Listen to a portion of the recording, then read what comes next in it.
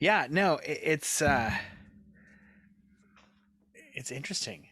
Like I was thinking about this the other day, just looking like thinking about the older shows and everything else, and it just like I've got to dig out. I've got a hard drive somewhere that's got a whole bunch of shit on it that I have to dig out because it's also I haven't been I hadn't done most of the shows on the computer that I'm on now, so I still have like all of our original stuff um on another computer, and I want to back that all up and keep it because there was some funny shit. Oh yeah. Therefore, we had some fun. It was interesting, like kind of getting the foothold and figuring it out. Oh, for sure. I'd be really curious to see. I don't think we have it, but there was that first recording that we did with Sam I have it. that we ultimately didn't use. Yeah, Um, I have all three of them of our test record. I'm almost positive I have all three of the test recordings. I don't even remember doing that many. I did at least start to listen to our first episode not long ago, um, knowing that 100 was coming up. Yeah, Uh, it's just funny to hear like the different voices at this point, you know. I know. God. Uh, And yeah. it's strange because it's also just right now it's the same format but it's a way different show. Mhm. Like the vibes all different, the whole like all of it. It's not bad or good. It's just different, you Yeah. know. And I think some of that was also coming off of Plan B Oh, for sure, and for sure. Mike's sensibilities. Right, right, right, for sure. Uh, we leaned on Mike a lot, especially in the beginning, right? Oh yeah. Just because Well, of all the stuff that he had already done and established. exactly. Well, plus it also like I think also in the beginning we were really I don't want to say trying to be funny, but it was supposed to be like it was pop culture discussion, but it was also like a comedy podcast, Mhm. right? And I think that worked sometimes. I think the the funniest parts of this show so far, at least for me, where I have like had those same belly laughs that I had doing Plan B, Mhm. straight up were when we were playing trivia with Alex. Mhm. Yeah, and he couldn't. And he just oh my god, he just could not he could never catch a break. That's why I want to start putting in some sort of a trivia into like a usual rotation with something. It can be different stuff, but just like a game like that. Mhm. um It's got to be on the nights that we have everybody though, because it won't exactly. work. It won't work. Just two people. Which is like I said, that's I kept going, okay, what do I want to do for the 100th episode? What could we do that would make it fun, that is also not like a ridiculous amount of work for me, because Yeah. that was the other part of the problem, was like, oh, I'll go back and I can listen to X Y, and I'm like, dude, I have to go, like, that's so many hours of shit I have to listen Hmm. to and wade through and edit and cut, and it's like I would love to do that, and maybe when I have my surgery, that's like that's what I'll do. I'll just sit up in the room and I'll just scan through all the pre-shows for every fucking episode and be like, cut out the best little clips. But I don't know, it's fun, it's different, and it's a Andy and Andrew. I think also Andy and Andrew, because they didn't come from a podcast that we had already formatted. Like Right. by the end of Plan B, you, me, Opie, Alex had been on a bunch, and he knew all of us at that point, and the Hmm. sense of humor, the way it was, that there was already a bit of a rapport and a kind of Right. second hand to some degree. Um, so that was kind of cool with that. It's been interesting how so and so I don't know if I ever told you this, when before Opie and Alex had decided they wanted to do this, and Mike shut down Plan B, and they started figuring out the ins and outs of what they wanted to do here. Andrew and Andy and I were in the early stages of basically doing the exact same thing. Hmm. And like we had discussed it because they love the idea of a podcast, and I was like, okay, well, we could figure out how to do this, um and it just kind of died. Like, we had talked about it, and then it just, as so much shit like that just kind of goes by the wayside, it just disappeared. And so when this came up, I was like it was weird because I did wind up having some reservations at first because, like, oh, I kind of feel like a fucking prick. Like, I was talking about doing this with these guys, and then all of a sudden it's like 2.5 months later, I'm all, hey, I'm on a movie podcast. Yeah. And so I always felt weird about that.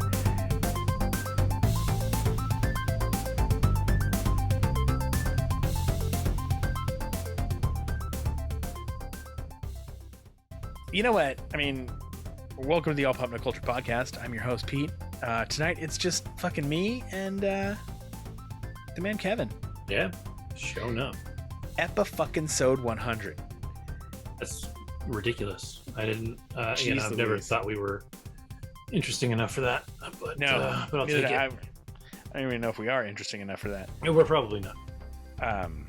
Yeah, I just, as a quick side note before I forget it, since we are on episode 100, I felt bad in the last episode calling out like the YouTube commenter. I forget. I think his tag was that one guy for his list, and I was like, dude, you got to come on and defend this shit. And I didn't. Has he replied in a YouTube comment or anything? Not that I've seen, but I don't know that the last episode. Oh, it actually did pretty good. We got a fair amount of viewers for our show. We're no Joe Rogan, even now, but we had about our average number of viewers on the video. So either you offended him greatly, or he just didn't feel like commenting yet. One of the two. All right, because I didn't like. Sometimes I can't tell if I'm sounding like a dick. I mean, just assume that you are. It's usually a good assumption. I always tell people it's a hobby. Yeah, I mean that's what I mean too. I assume that people think I'm a dick, and I just hope they also think I'm funny. And right. If they don't, then I'm a dick. Well, no, because I would love, like, if he or she, there's or they, I'm so hard. I'm trying to be woke, even though I hate that word. No, I just, you know what? We're gonna trail off. Dude, it's fine, yeah. We're gonna trail off onto this one real quick. I'm just seeing it with my daughter because she's like, as she's growing up now, just in talking about things like movies and culture and the books they're reading. Like, she's taking, instead of regular freshman English, she's taking a special, if you will, class called English for Social Justice. And what that is they read all the same books that everybody does, but they look at it through a different lens with the same thing, with an eye on kind of social justice and equality, equity, and this and that. And she's like, it sounds interesting. It sounds better than just regular freshman English, so I'll take it. Mm-hmm. Right. And so we've been talking about a lot of this stuff at home. So it's like right up there in my forefront. Plus, I mean, she plays women's lacrosse, so there's a lot going on there. So I'm just, and Christy, it's just a thing now. So it's like always up in my head, all of this shit, like right there. So I'm all about your whatever you want your pronouns to be. That's how I'll address it. Yeah, I'm still, I'm not young, dude. I mean, let's be honest, the term middle-aged isn't necessarily wrong at this point. And that hurts a little. But at the same time, like, I think about that and I try to adjust, but it takes me longer. Yeah. Because it's something that I haven't had to deal with. Like, I've been a dude my whole life. I've been, and the camera makes me look exceptionally white. Like I'm a quarter Peruvian, so I've got a little brown in here. But like, generally speaking, if I walk in the street, somebody's looking at me and seeing a white guy. That's fine. See, which is funny to me because I think that Peruvian comes out, and I've always thought here we go. Because of just the shape of your eyes, I always thought you had a little bit of an Asian look to you. the Andean people very definitely look That would make sense. Yeah. um, like not. I don't know. I'm not familiar enough with all the different Asian countries. I'm stuck at American geography, so I'm not going to get Asian geography right. But definitely there's some similar looks there. Um, but anyways, I want to be a better reader, and I never have time to read because I'm always tired at night, so I fall asleep. So what I do, because everything is 30 minutes away from me, all my books I get on audio. Nice. And I just finished one called the Kaiju Preservation Society. Oh, And it was really interesting because the guy that wrote it, he's established. I don't remember his name, but he's written a few books. And he was sitting down in 2019, beginning of 2020, and he was going to write this super heavy book. He had it all planned out. He was working on it, making progress, and COVID hit, and it hit hard. And so he was just like, you know what, after trying to continue a couple of times, he decided that it was not the book for the time. And he turned around, he wrote this book, which was much lighter. It's shorter than a big long sci-fi drama book, but it's really cool. It's about like this kind of average Joe that kind of bumps into somebody that he used to know that offers him a job, and it turns out that job is working for a company called the Kaiju Preservation Society. And as it turns out, there's holes between our world and a parallel Earth, and that Earth is all kaiju. There's no human beings there at all. And so their job is to go over there and study them, but also make sure that they don't end up coming over here and we don't end up going over there. It's really cool. It's just a good kind of lighthearted, fun story. But what brought me to it is there's a character in there that specifically is always referred to as they, right? huh. And like for all the pronouns, that's the one that like baffles me to a degree. Not because I think it's always felt plural. Yeah, and not because I think it's wrong. Yeah. I like it, just like in my brain, I can't get it. It's the same. And I forget, I found it. I think Soph might have shown it to me, but there was like a verbal exercise that actually showed you how they is actually, we use it all the time like that, and it's true. Don't even think about it. And it kind of had me off my rocker a little bit because I was like, well, but I've always associated they as a plural. Mm-hmm. But in that context, also, it makes sense as a plural, so it's very interesting. I mean, the bottom line is, I'll call you whatever the fuck you want me to call you. I really I give two shits. Yeah. Like, I'm exactly the same way. And with that your too, fucking I'm like, pronouns affect like, me. Correct zero. me if I'm wrong. Yeah. Correct Please. me if I'm wrong. Like, yeah. Like it's weird for me just because like I've always been a dude. Like there's never been a question for that, but like I understand that there is for other people, and they associate differently and whatever, and that's fine. It doesn't at the end of the day, it doesn't change my life at all if you're whatever you want. Exactly. Yeah, if you're a dude and you want me to call you Charlene, I don't like, whatever. I'll probably cool. Until it becomes like a thing in everyday society, not just in certain generational aspects, I'm not going to introduce myself with my pronouns. I'm not going to throw my pronouns up on things until it's a thing that I don't want to say that you're supposed to do, until it's just normal, you're supposed to, because I just don't care. Like call me fucking whatever. They, she, it, he. I really don't give a shit. Yeah. Like I for a long time, like I had my sideways nickname was fucking Pete. Like that was just constantly. So anyway, enough of two white guys being woke. Yeah, that's what we are a pop culture centered podcast, as you can tell. Hey, look, I talked about a book. Okay, right. By John Scalzi. Interesting enough, he is a writer born here in Fairfield. No shit, California. Yeah. Yeah, he it's kind of cool. So we mostly focus on streaming television, movies, and all the fun things you can do with yourself there. This is, like we sort of started saying there, our 100th episode. Kind of a big deal. for Yeah. podcasts. It's a Yeah. milestone.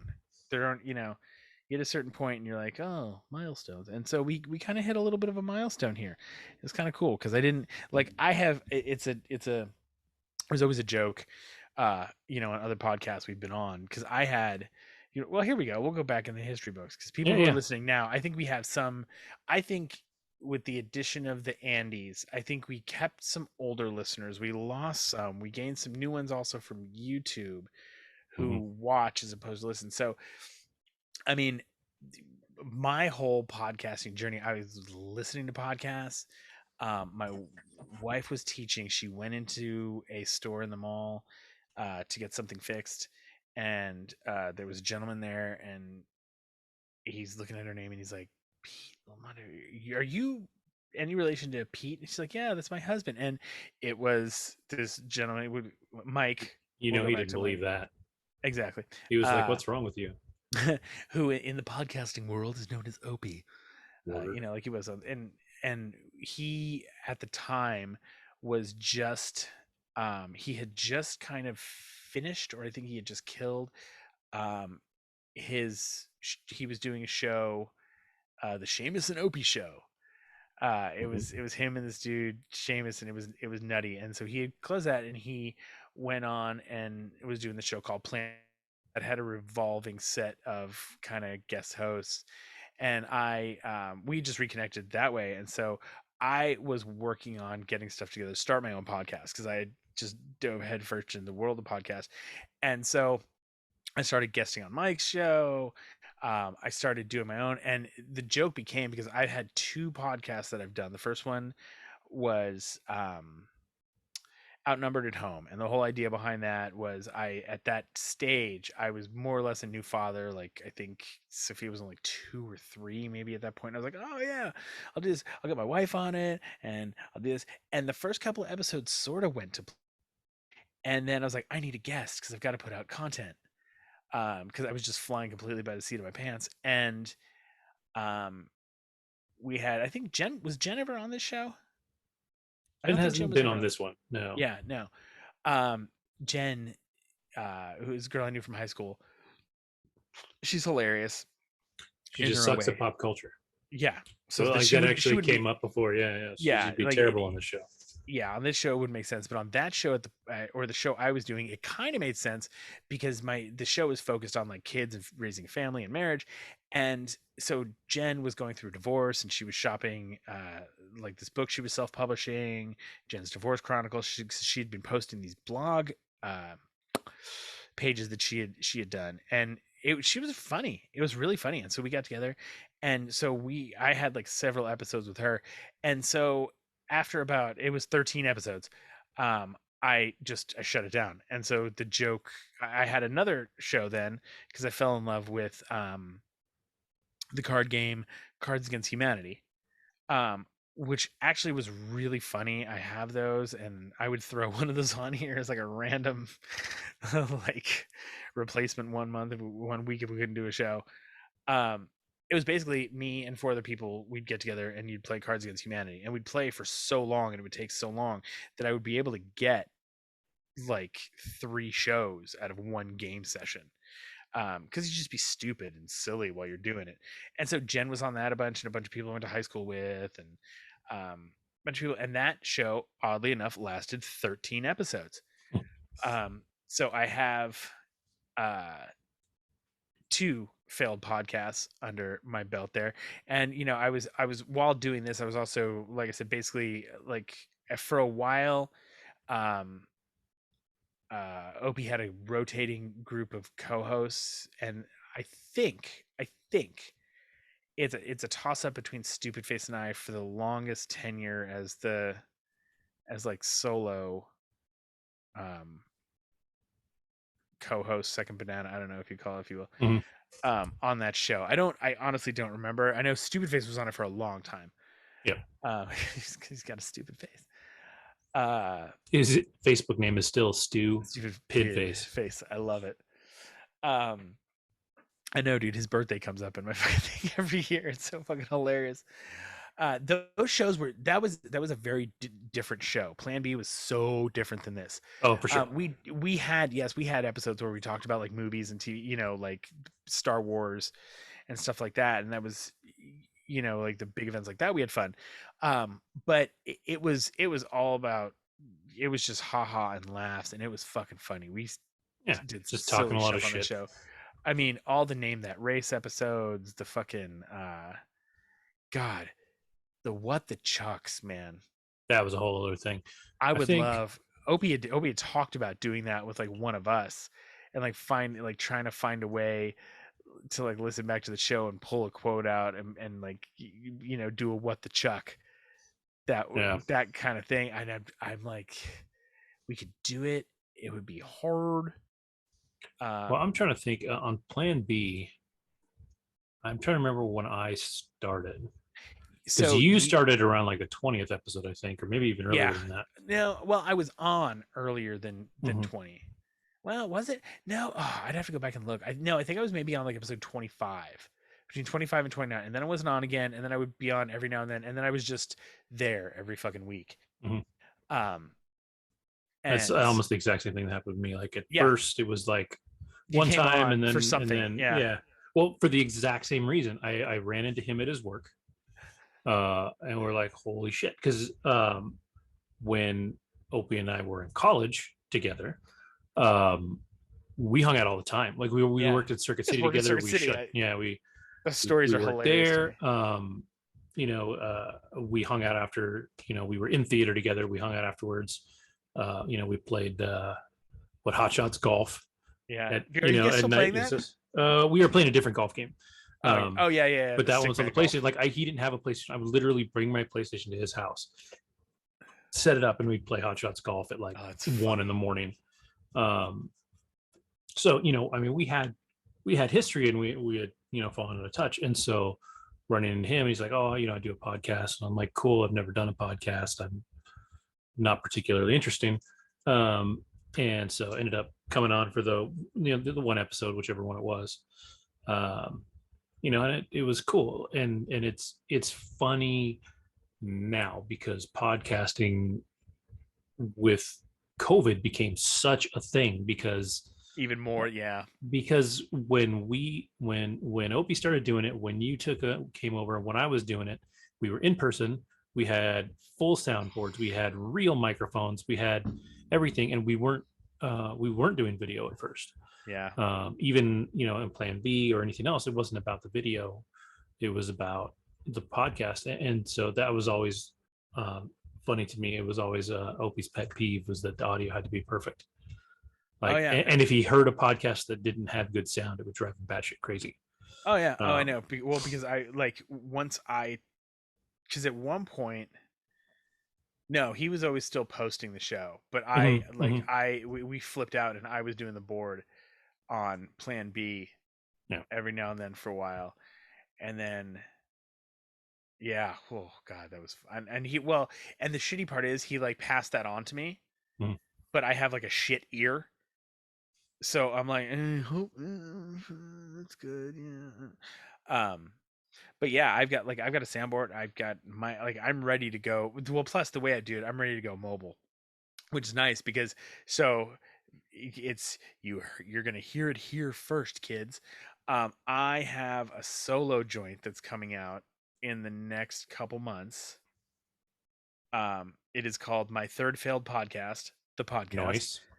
Um, because I'm cheeky like that. I've got all my art, I've got my music, I have guests lined up. It's nice because it's not going to interfere with this show at all. I know what it's about. It's going to be actually kind of a little bit of a combination of my other two podcasts plus, just a journey with my journey through life, and it's going to be fun. And so you'll hear more about that as it gets closer. But you heard it here first. My third failed podcast, the podcast. Have you planned out your first 13 episodes? The only 13 episodes. Mhm. Actually, yeah, I have. Oddly enough.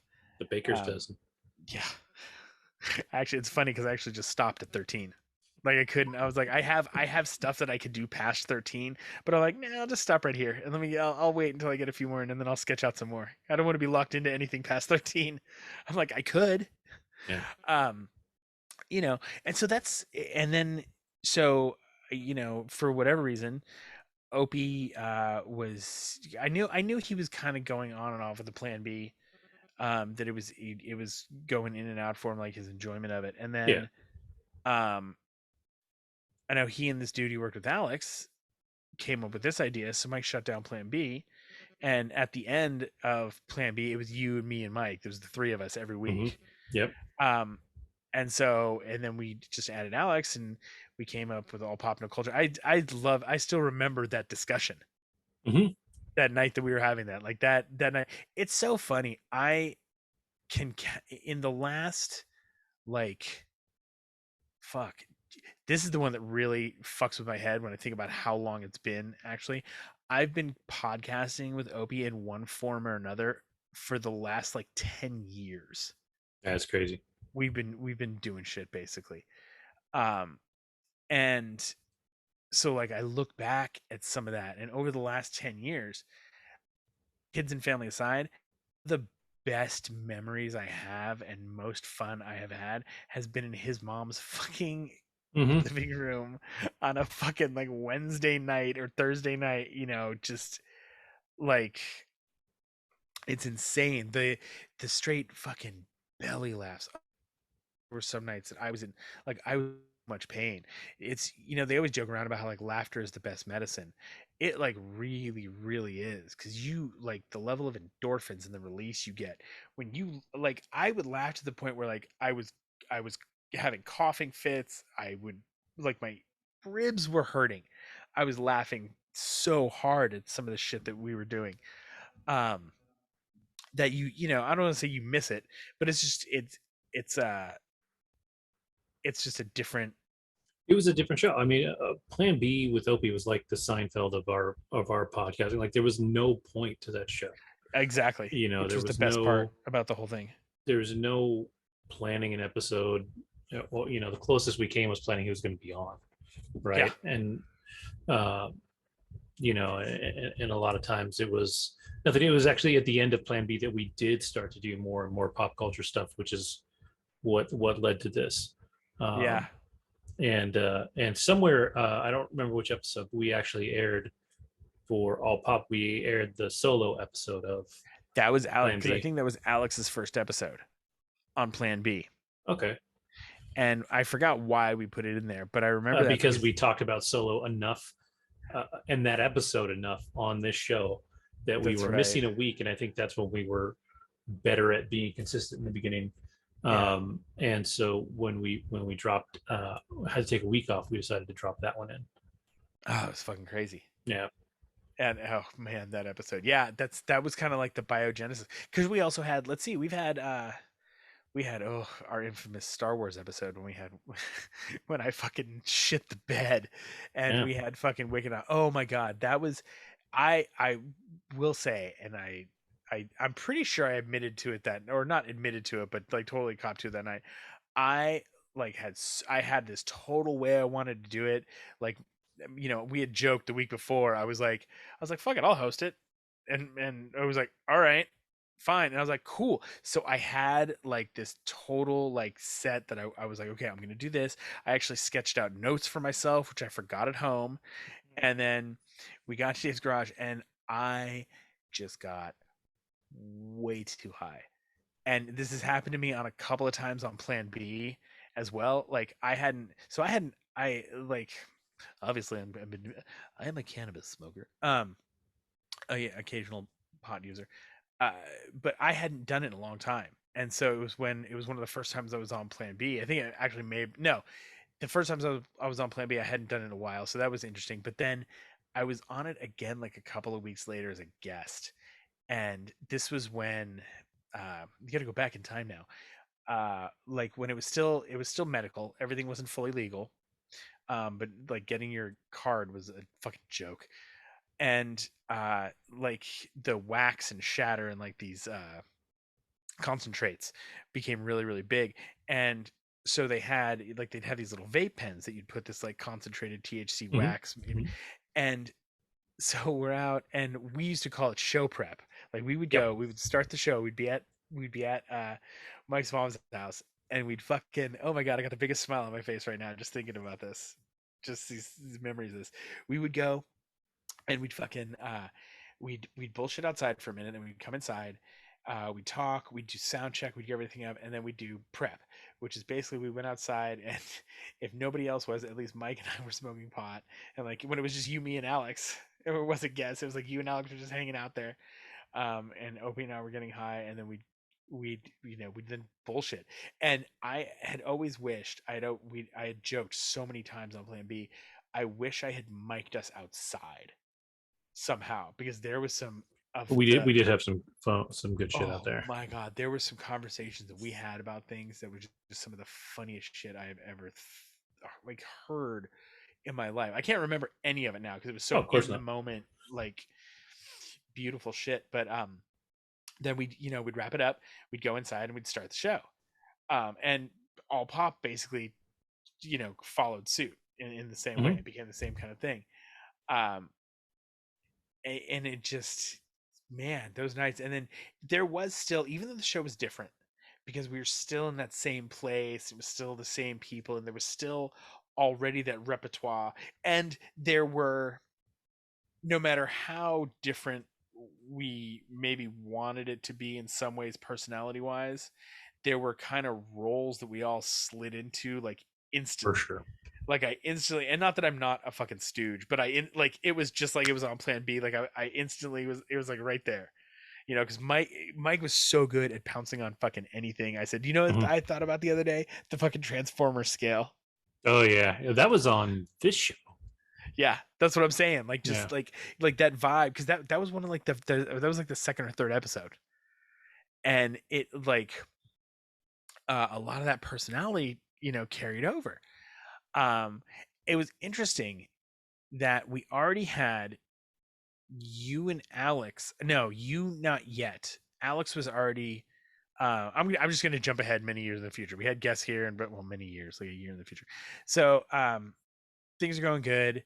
We have a few like drops here or there, but then um uh like Alex moved first, right? And it yeah. was He still moved to you. L.A. Yeah, he moved to LA, and it was still you, me, and Mike, and that was when and that's when we first did a Zoom kind of thing, because Yep. we had Alex in, we jacked him into the board, boom, so we had his audio that way. That was interesting, when we were doing that. And then, did you move, or did COVID hit first?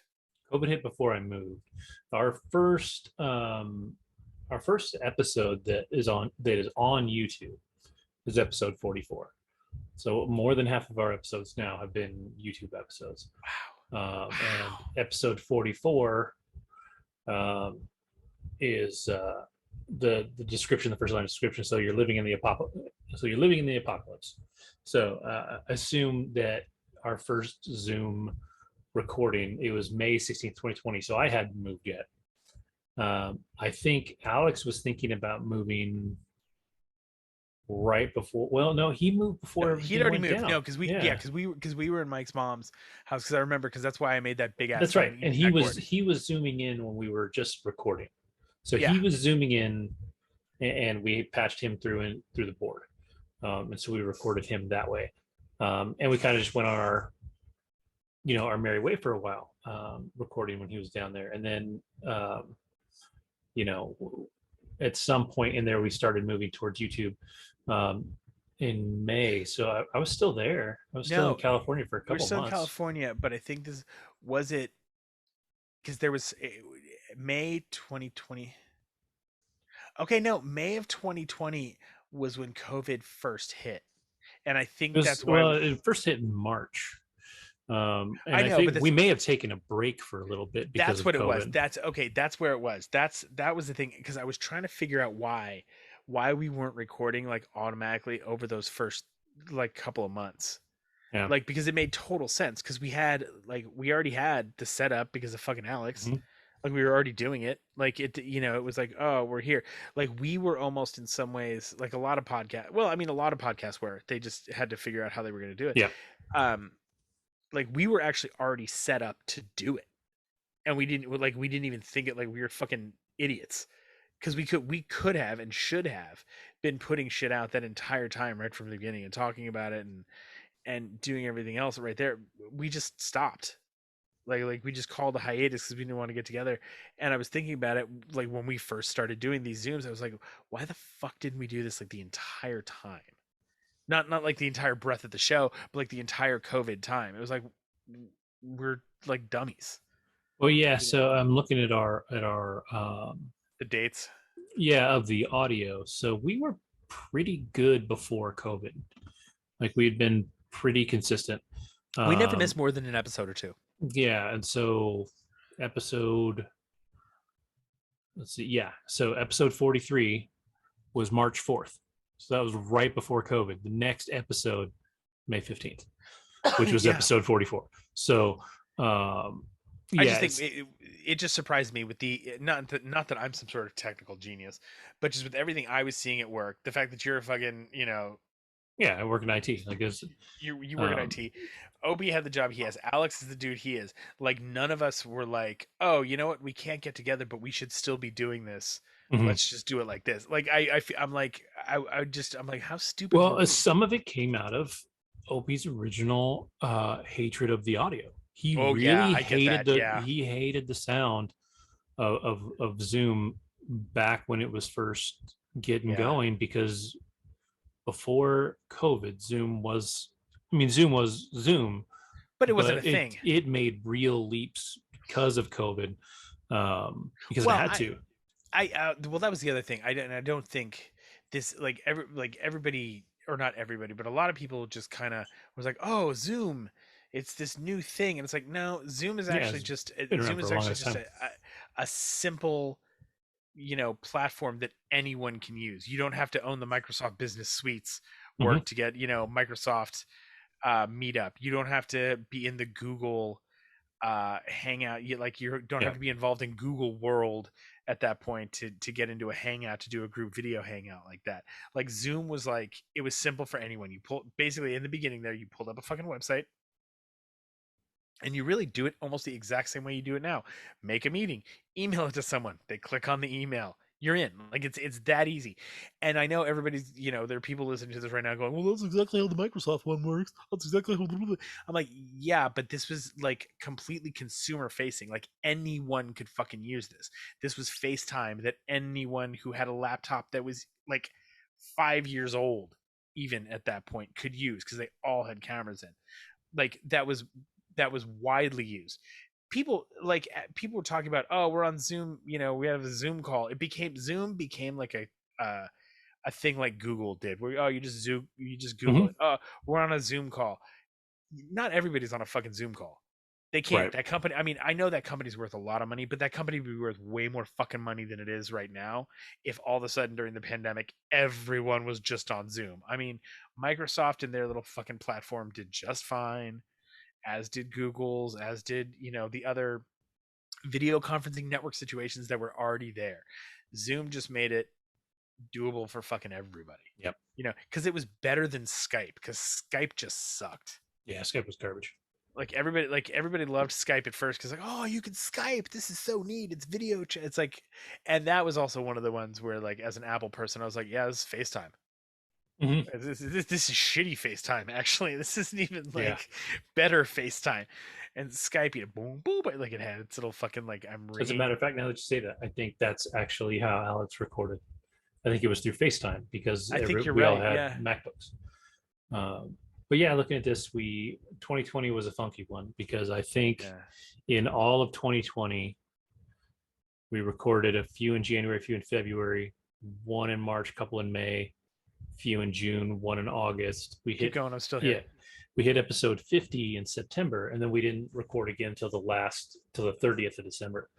So definitely, like, we were going through it. And I think right around episode 49 or 50, you were out for a while. Yeah.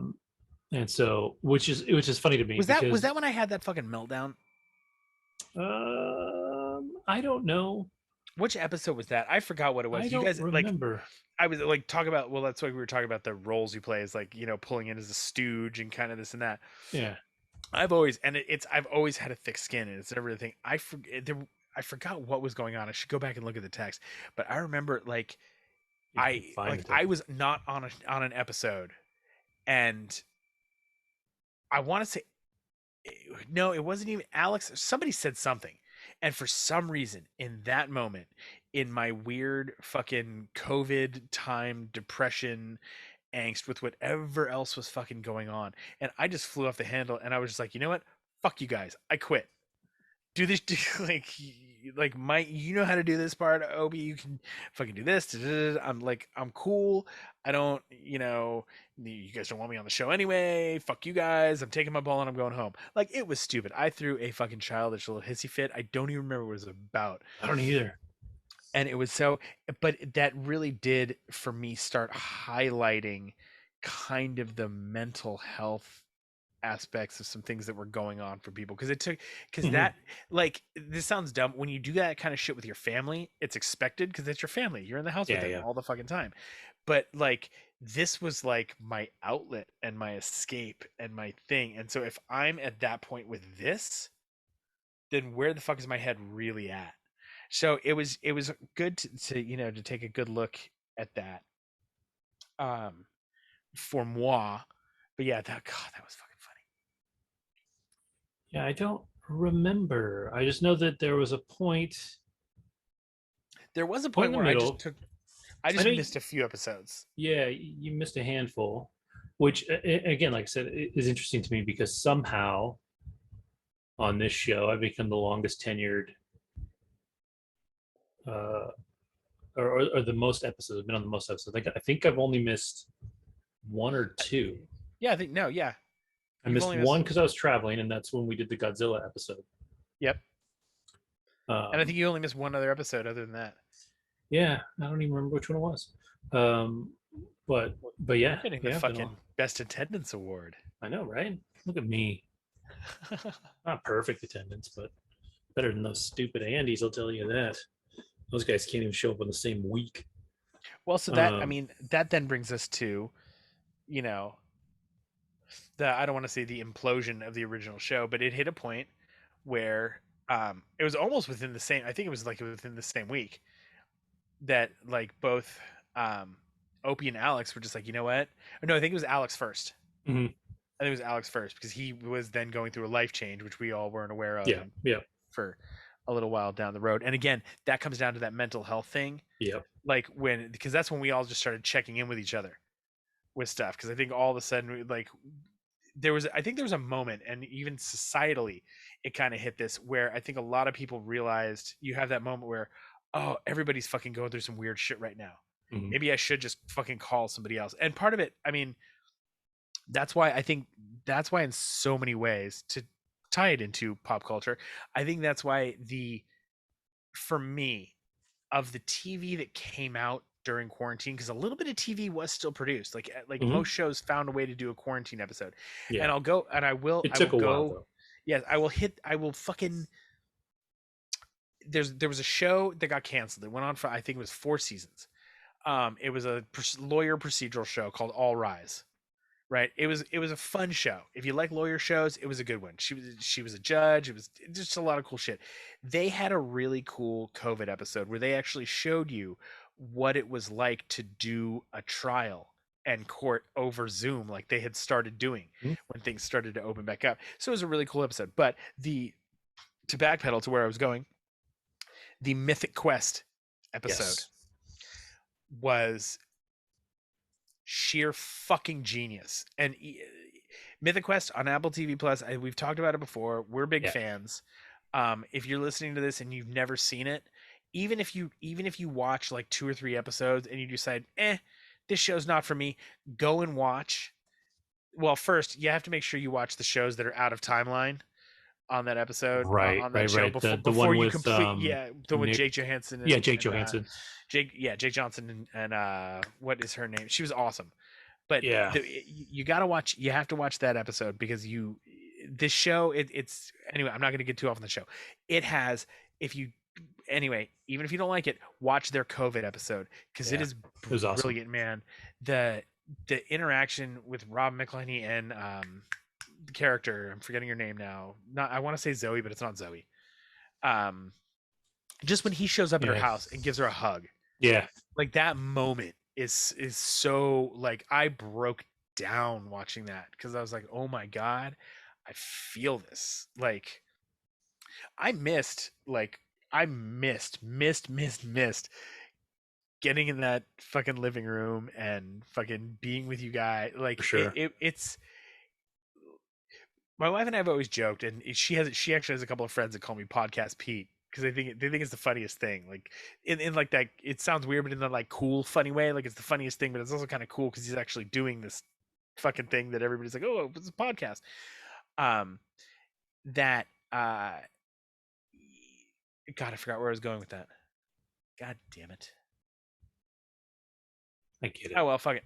I'll come back to it. But yeah, Oh yeah, no. no. It was that disconnect, that emotional detachment, Mhm. and thing that you had. Like I like. Oh, that's what it was.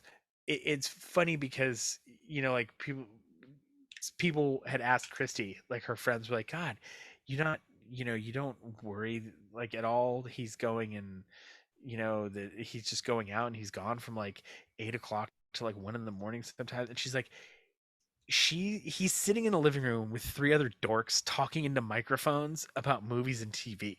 She's Yeah. like, "Are you fucking kidding me? I couldn't like." I hate, of course I hate that he's away in the middle of the night. She's like, but on the scale of shit that men go out to do, she's like, my husband's not going out to a bar every night, Yep. with his buddies and coming home. Like, on the level of things you do, this is like so tame and kind of fun, but it was that creative outlet and fun, and like it was just hard. It was just Yeah. that COVID was an interesting time. And so jumping ahead, then Alex and Opie decided to call it quits, and David was still on, and then we just life happened as it did, and we like missed a couple of weeks, and Dave was like, you know what, you guys is just so inconsistent, I can't do it, which I totally get, Yep. Yep. you know. Yeah. It's either commit to it or don't. That's Yeah, fair. like I totally get that. So then you and I discussed that we still wanted to keep it going. We had the other fellows' blessings. And so we just started trying to figure out how we were going to do it, and we brought on, I think, was Andrew first, or was my buddy Jared first? Jared was, well, let's see. Because we did our Kubrick episode in September of Which David 2021. was on. Yeah, Was David still there? yeah, David was on the Kubrick episode, I thought, I think you're right. because it was you, me, David, and Jared. Yeah, I thought it was around Christmas time, but I guess we recorded the Kubrick episode. Oh, I can. You know what's funny about that? You were talking about Was like when we recorded. I can actually. Let me see if I have those Yeah, on it's this you, me, and computer. I think I do. Pete and Jared. What Or sorry, episode was that? you, me, David, and Jared. That was episode 81. 81. Okay, so that was recorded. Oh wait, hold on. We recorded Ep 81. Let's see, Ep 81. Raw. That was recorded on September 25th, Hmm. and then we did episode 82 on October 2nd. And then this was where there was That was uh, Andrew's first episode. Was yeah. 82. And then we took a break. We shut it down for a while because we didn't do 83 unless no, because 84 comes right in period, because then all of a sudden we missed after like through October through January we don't have Hmm. anything. Yeah, and then we got really consistent. Like we Yeah, started January kind of anew, right? And then we had both of the Andes, um, and from there on, we we've were pretty been regular, yeah, pretty consistent. We've missed a week or two here recently, especially recently, yeah. um, but yeah, I mean that's almost 20 episodes of uh, pretty religious content there, and it was again it was a change. And what makes me laugh as I was thinking about, like you were talking about the dynamics that we have on the show, and when we started, Opie was always the cynic, Yeah, right? Always the cynic. And I think I've kind of migrated into that. Like I tend to yeah, be a little more cynical now than I was.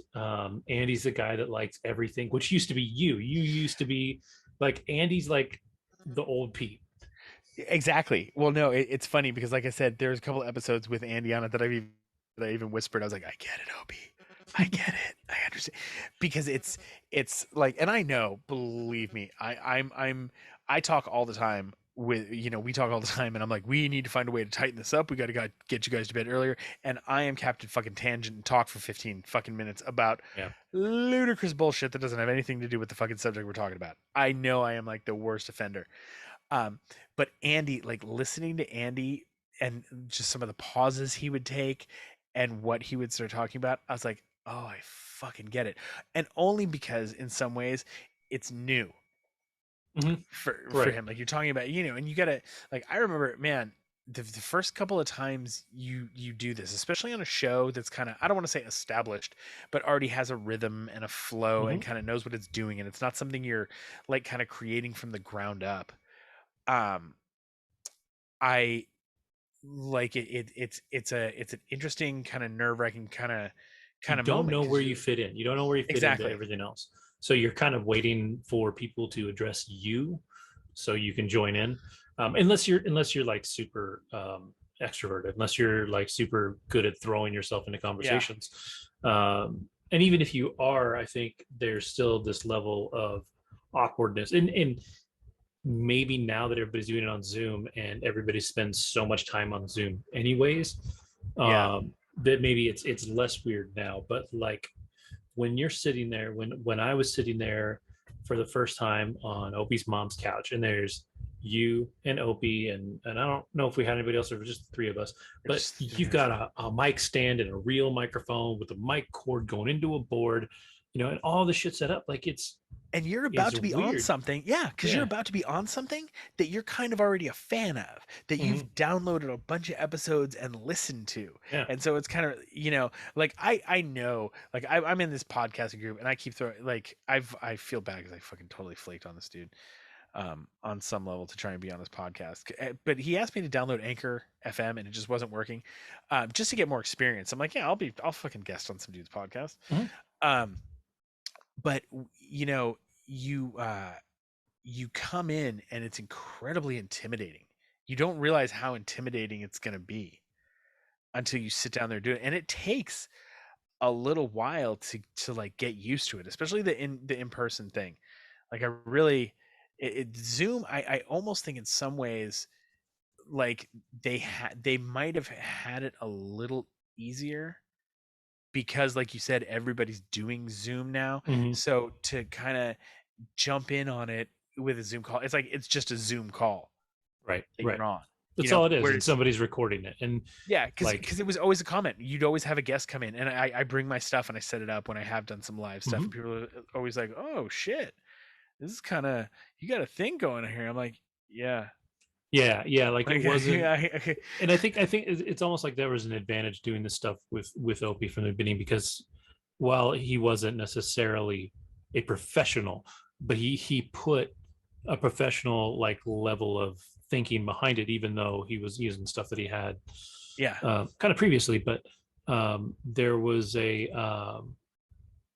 level of desire there to have it be better. good, And yeah. so when you walk into something that feels like somebody setting up a little mini studio, it's a little intimidating for sure. It is. And there is also like, I mean, there's also just a shorthand you get with people sometimes Mhm. when you're doing stuff. Like Michelle, I love Michelle frequent. She was guest on this show. She was one of Oh our yeah, horror yeah. film casts. She was on our Um first Halloween episode, I think. exactly. She was on Plan B a bunch, and Michelle always theorized that Opie secretly loved my humor, and then he wouldn't admit it.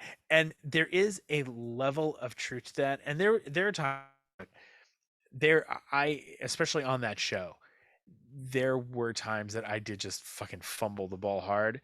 But a lot of the times that like stuff that like seemed like it was fumbling, I was just leaning into it because I'm like, oh, Mike's gonna fucking tee off on this, and we're gonna get like 5 to 10 minutes of fucking laughs out of this if I say this stupid fucking thing right now.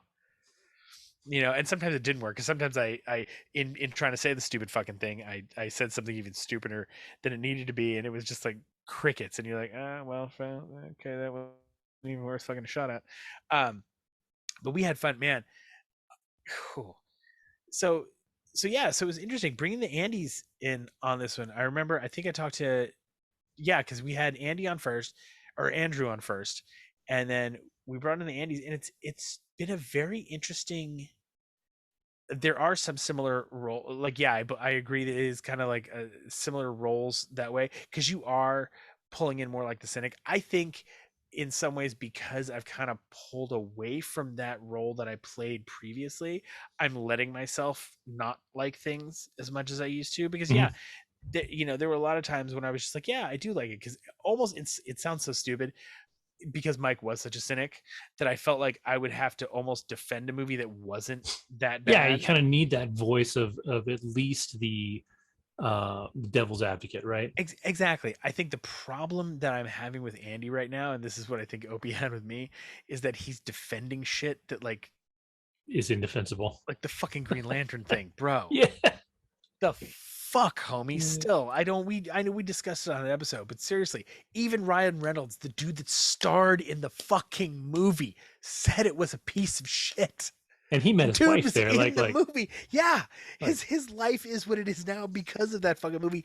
And he still said his he went so far as to spoof himself getting shot in the fucking head in Deadpool yeah, 2. yeah. Like he acknowledges it. It was a fucking turd. Anyway, you're not here, so hopefully you'll listen or watch this and you'll realize that you're fucking stupid because you can't know with the Green Lantern, you dummy.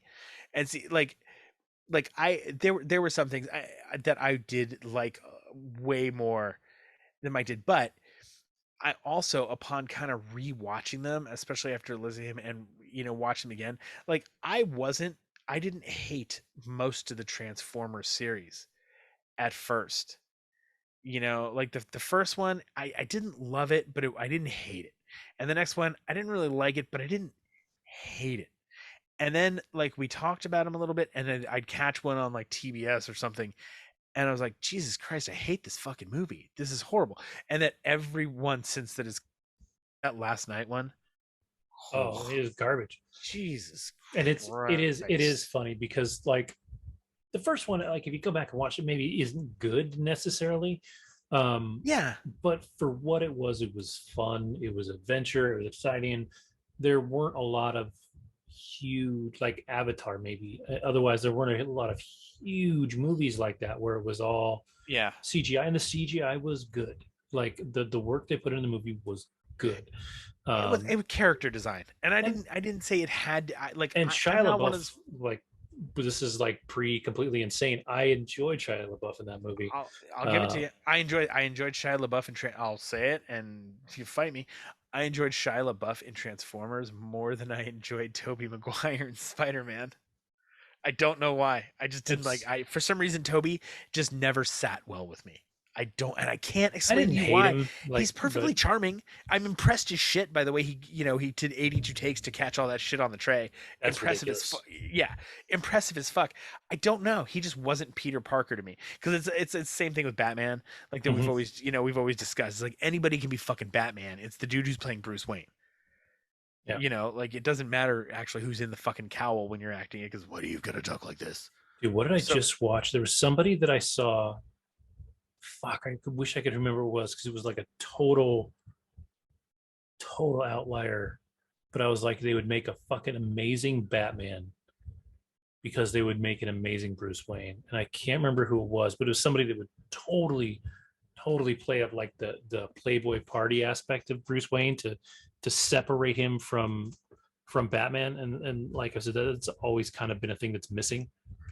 I I'll can't tell remember you, for the life of me who it is. you know who I would love to see play Batman now, and we're gonna have okay, so that basically leads us up to our current point of where we're at with Mhm. the show. We've got the two Andys; they kind of alternate because Andy has to, he's doing that like I'm dating my woman thing, and I get it. This is Saturday night. In some ways, like it's nice for me because my wife and I like we kind of get done with what we're doing by like 8:30, 9 o'clock. The kids are going to bed, so like when we do the later start, it always worked well. I get why Andy he's still dating. His kids are like his son's in high school, his daughter's in college. Like Saturday night, I I'm amazed that well, actually I'm not because if you know Andrew, he really is. He does love to go out, Yeah. but he needs to go out. He needs a reason.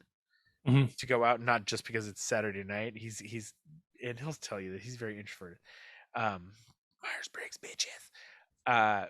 But he like I get like you've got the girlfriend. It's this thing. It's different. I'm out in my garage, and especially tonight, my girls are all going to bed because it's lots of lacrosse and rodeo and shit. Anyway, uh, but it's got a new different vibe. Um, it's got some you know just I've got to get the I'm just looking right now. I've got to get you have to email me all the color packs for the all pop. Don't you I have have 3. I've got the blue that you got. I got the green, and I've got like this purplish one. okay, you gotta email me those because mine's like really on a lower res. It's one that I got a long time ago. Um oh no, you know what it is? That's our thumbnail, the one that I'm using. Oh, really? Yeah, that's why. It's just always looked blurry. So yeah, just email me at some point. Anyway, um email me, Jesus. So it's been very interesting because yeah, like you said, the roles have kind of been in there, but there's we've got and it does fall in some ways to and a lot of times it does seem like it goes that way on the show only because I love Andy and I also I will spit out a complete fucking sentence that makes You'll sense get there, buddy. any You'll get fucking there. time here. Andy and I have kind of our repertoire and just how we knew each other from high school. Mhm. We really hadn't Andy and I hadn't really hung out or seen each other or really interacted off of Facebook a little bit in 20 years, if not longer, Yeah, you know? it's funny because I think um, my relationship with Andy is so much like your relationship with Opie, in that there was a huge break in between, but Andy and I did an entire show together Yeah. back in college. Like we did an Yeah, entire show yeah, yeah, yeah, together, yeah. and then kind of didn't stay in touch. But it's just funny. And it's interesting because his vibe is also different. Oh, for sure, He's for I'm sure. not it's funny because we've just never unless it's been outrageous played up on like the sexual humor that much. We just never have. It's Yeah, just never been yeah. um, It'll be a passing joke or something once in a while, but yeah. Um and that's I mean those are a lot of the bullets in Andy's riff gun and there's nothing wrong with that. It's just different mhm. for the show. So it's fun to kind of balance that out because like I try to respond to him in some ways like where I'm playing along but I'm not playing along because there's I mean he's made jokes sometimes where I just want to like yeah because there's a giant cock in your face Bleh! And like like but it's not on brand but it's on brand for Andy and it's Yeah. what he brings to the show and what is But for the it's most of the funny time it's too, the funny. fact that they rotate so often. Yes, It makes every other episode a little different. Because I it does. think this is our only the second time in the entire show. There's only been 2 people. It's Yeah, the second time it's been you and me. yeah. Um, but otherwise, it's always been at least 3 people. Yeah. Well, and it's also like you were talking about the rotating and the way it flows through. Andy or Andrew then brings and this is where the dynamic of the show changes even more, where it gets very Mhm. interesting because he brings a completely different energy.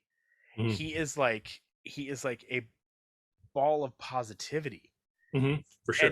not in the way like that. Andy's positive that this is a great movie, even when it's a fucking turd.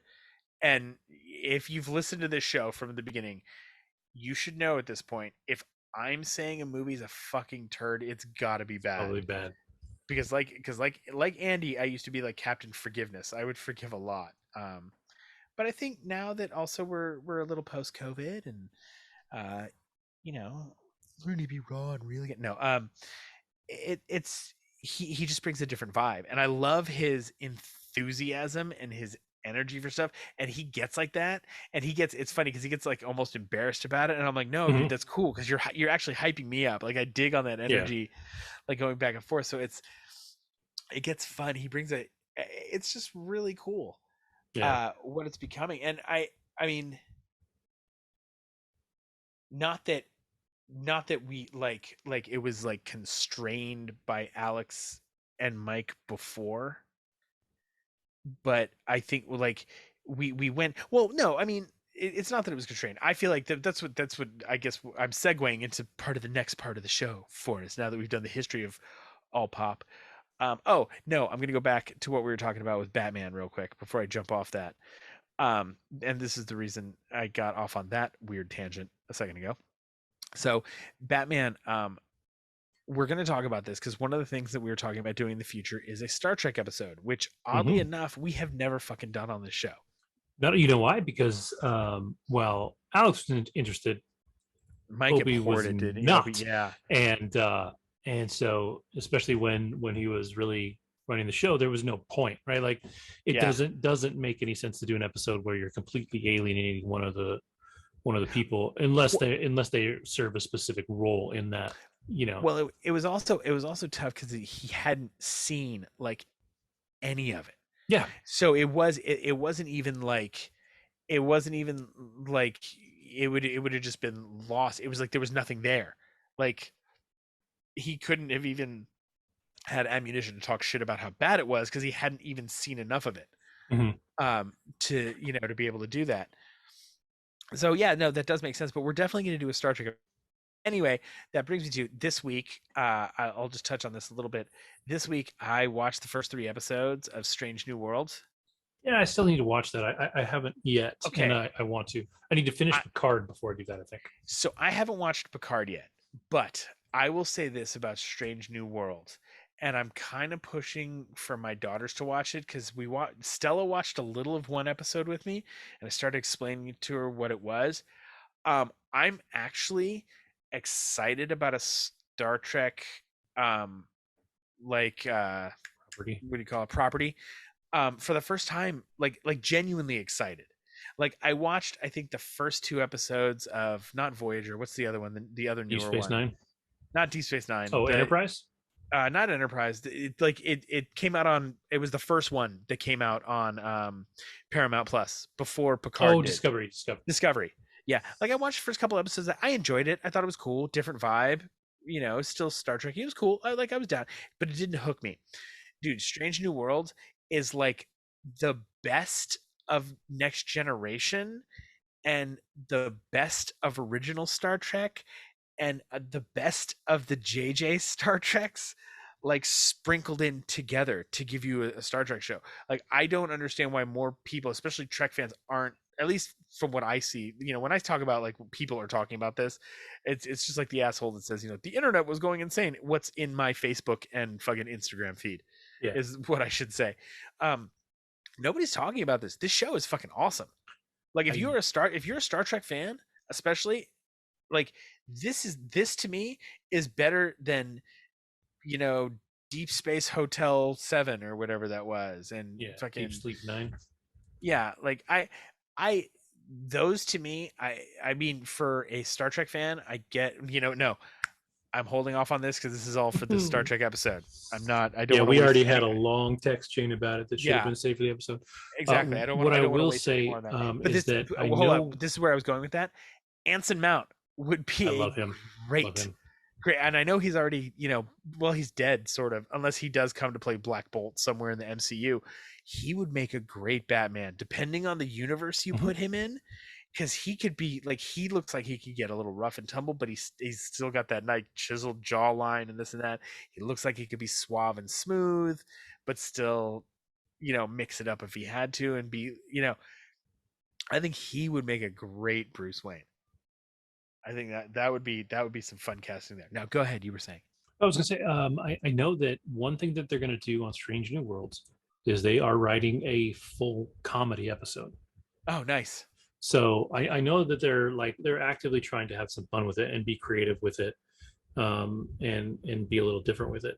The other one that I haven't watched that I've heard great things about, and it seems like such a crazy thing, is Lower Decks.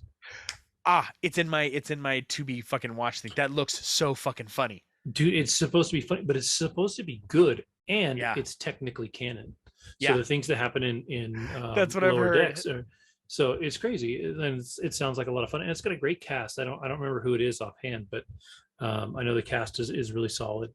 Um, but I'm excited to do a Star Trek episode Yeah, because for me, I grew up with my big fat fucking TV on the ground, right? You had the big fucking wooden TV with the tube Yeah. downstairs in my basement. So I'd come home from school, and at 8, 9, 10, 11, 12, when you pre-cable, or when cable was like the thing that only the choicest people had. um Or you had basic cable, which gave you more channels than broadcast, but not that much more. yeah, and so you had to find whatever rerun you enjoyed, and for Yeah. me, Trek was on all the time, and so I caught original series Star Trek, because it was even pre Next Generation. So I watched a ton of original series, and then I really got into the movies. Like, I really, really, really enjoyed the movies. Oh, I see. I And so can't wait. that's my childhood. I can't wait for this Star Trek episode because you and Andrew are gonna love each other on that one because I am Star Trek the motion picture teaser for our Star Trek episode when it happens. I am not a fan of fucking Star Oh, Trek the I'm motion actually picture. not. I tried to watch it not I too like long ago, and Khan. it's Khan's great. Khan's great. You know what? Um, We're gonna save this because we're about to get it into what it was in the text chain. So no, yeah, exactly. full stop on the Star Trek things. Anyway, because Anson Mount, long way to get there. Batman. Um, so what I was kind of segueing into was like I just feel like we've got this new vibe, and we've got these two new knuckleheads. Um, which I think I love the stream of consciousness format, but we even changed it like from the beginning because like you go back to those first few episodes. Do you remember doing the streaming service rotation? Yes. How we were doing that? Oh my Yeah. god. That's actually not a bad, like that might not necessarily be a bad thing to go back to, It's but different now because there's so many streaming but services now. I know, and there's so much on all of them that it'd be really hard to do that.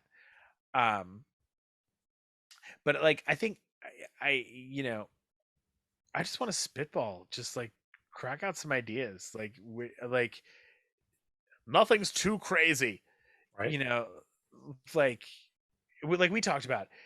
Would would you ever want to try like it's funny because now that I'm thinking about this, like we talked about this, like you and I doing this just as a duo, and now that I'm thinking about it, I almost want to get Andy or Andrew on if they're doing it, now that we're getting to a part where it's like not just reminiscing and going back, but I'm saying this is, hey, what we're looking at going forward. What do you think? Because I really feel like I think I said it on the show, or I said it in a text, like Andrew kind of referred to himself As a guest. as a guest again, and I kind of I hit that point where I was like, nah, bro, you kind of been on enough episodes, and it's kind of a thing now where you're I wouldn't you wouldn't quite go as co-host yet, but your guest starring is definitely on. Like Yeah. you're Yeah. definitely in the cast. You're not featuring. Like it's like starring Andrew Knight Hebert. Like you're right in there with that now. You're a cast member on Saturday Night Live. You're not just a feature where you're writing and cast. Like you're in the fucking cast now. Same with Andrew. We are gonna pepper in some other guests. I've got we have a mutual friend again from high school that we had named Kim, um, who is actually a bit of a sci-fi nerd with some stuff. And so Kim's got some stuff to talk about, and she's really good because it would be women are incredibly underrepresented on this show. Not that I'm still being woke. I'm just saying it's always good to have a feminine voice to kind of bring What are you out the talking about? species best. Like having a girl on the show. I look. Sam sat on the couch a few times back in the beginning. I know. I remember. Never spoke a single word, but she was there. So that's our representation. That Um, was funny. yeah, no, it's true, and we've talked about it a few times, and the simple fact is that we just we're, women don't like us. We're not very friendly. Uh, they see our faces and they think they have better things to do, and then Andy's on and they feel dirty. It just doesn't work. Well, Uh, speaking directly to that, actually, with Andy on and then feeling dirty, I think one thing I want to shoot for, and we'll figure this out, and I think we got to go. This is I am not a very organized person. I don't know if you know this. In weird ways. In weird ways. It's here's what's funny about that. I'm not a very organized person in general in my life, but there are two things where I'm really kind of weirdly anal about it, and that is the way I load my dishwasher. I'm the only one in the house that loads the dishwasher because I'm the Mhm. only one that loads it satisfactorily to, and it is honestly, I've seen my wife and my daughter load our dishwasher, and there's really not anything wrong with it. Like, all the dishes will get clean.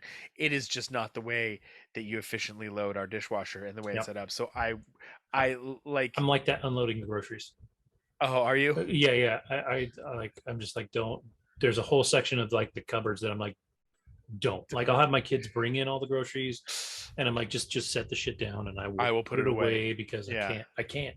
And I'm not an anal retentive guy. Like, there's No. not, there's, I'm not.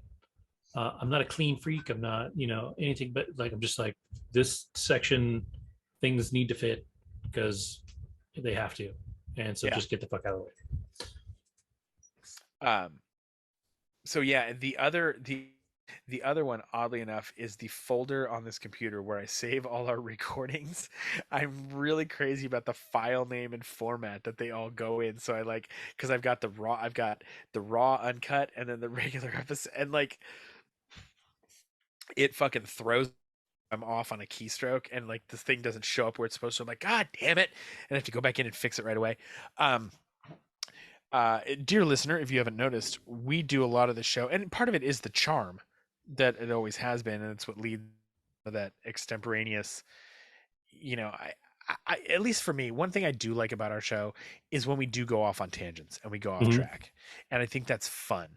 Um, but I also think, especially, and like I caught to a little while ago, I am like the biggest offender of getting bogged down in that because the problem with tangents, um, I'm also seeing. I think I have some ADD, like legit, like I'm not playing, like we kind of Mm-hmm. know, like we Yep. kind of, like my youngest got kind of diagnosed, and I'm just like looking at some of the stuff, like her stuff, and I'm looking at the way my brain processes work, and I think I've kind of compensated for some of it in some ways, but at the same time I just look at processes and I'm like, holy shit. And of course, Facebook magically threw up a fucking link in my thing for like, are you an adult that Adult possibly may have ADHD. undiagnosed ADHD? And I'm Yeah. like, huh. And I'm like watching the video. And I'm like, it's me. Huh.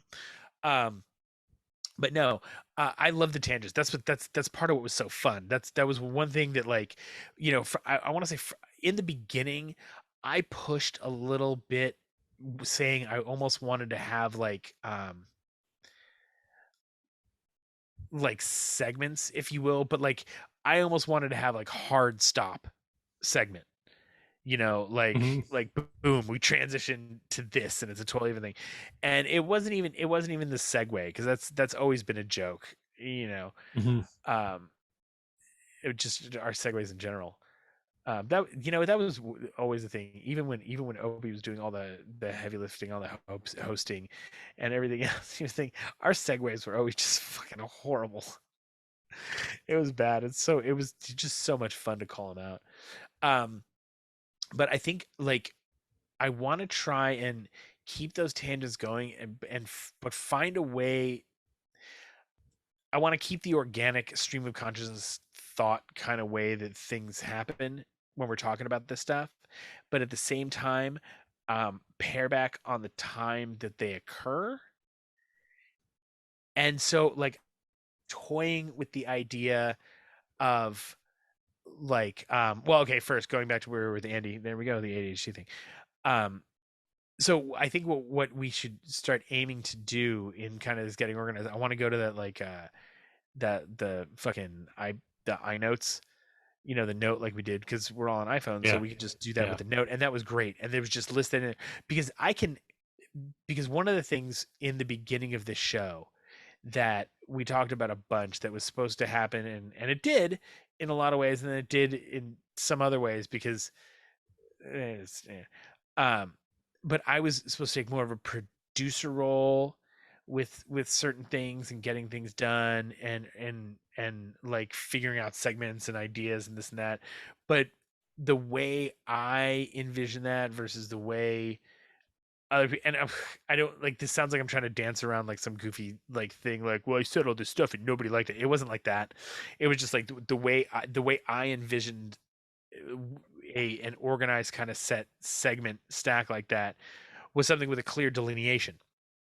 And Opie and Alex and you and I still loved it because the way we did it really still like that like organic kind of flow to it, which was good, but it does lean into being long.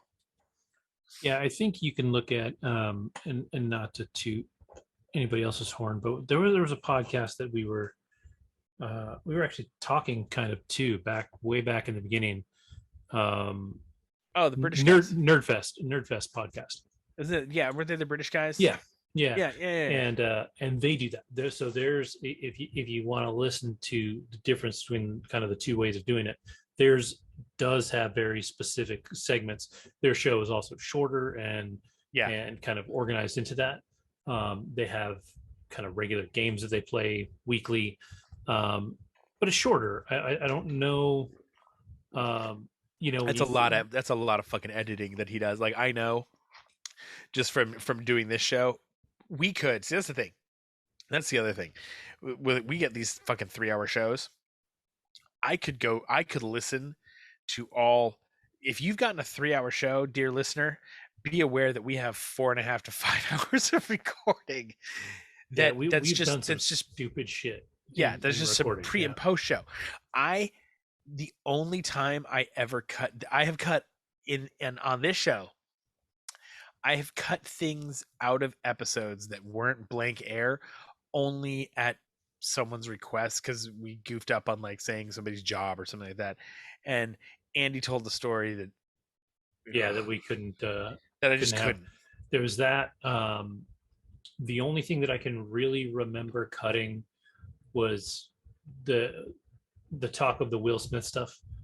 I'm gonna release that in a clip. I know. Yeah. No, I agreed with you actually when we talked about that because that was one of the shows that I had missed when I was doing like when I was like really on my thing, and I either had audio recording or I came to that late. I forgot what it was, but yeah, I agreed with you on that. That I was like, even at that point, it was just done. Yeah, it was just it was played out, and it was like beating a dead horse. And so I was like, I just don't want to be, I don't want to feel stale, right? Yeah. So no, exactly. It was more like probably the only real production choice I ever made. In making the videos, and I think too, we didn't talk about that, but you always do the audio and I always do the video. Yeah. And so there is always a slight difference. Yeah, a difference in the episodes. There will be things that get moved around. The other thing that I've done. Because I've had fun with that Deep Thoughts with Andy I love that segment. If he goes off on a tangent, you've cut that out of the show and dropped it. Yeah, exactly. Like I've had a few where I'm like, the main show, if this wasn't there, would still be fine. But if I put it at the end, it works. One of those, I even edited all of us talking out of it, so it was just a stream of Andy because we didn't really bring anything to it, right? So it was all. That was actually only a couple episodes ago. Yeah, it was not because I know which one you're talking about. Yeah, and so that's sometimes it's for fun, and I do a lot with the video because as unfortunate it is for anybody that watches this, you have to see our faces, and so I've got to do something with that. And I finally figured out because with the weird way that Andy records himself. I finally figured out what to do with that extra box that he puts up on the screen. So last episode, that was a fucking nightmare to edit because I like cutting something into that box all the time and making it fit. It was hell. But it was worth it. Like it was subtle. Like I don't think anybody looking at it is gonna be like, wow, they probably put a bunch of work into that. But I fucking pulled my fucking hair out of that. I know it. Oh man. Yeah. So, but yeah, it'd be interesting. Like I am not opposed to going to organized segments. I am not opposed to. Realistically, I'm not opposed to anything other than continuous 3 hour episodes. I think that's a Yeah, terrible idea. Um, yeah. It's like if we got down to regular 90-minute episodes, that'd be pretty cool.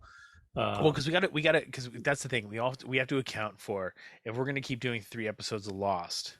We either have to, just for your sanity and Andy's sanity, we have to trim down both legitimately.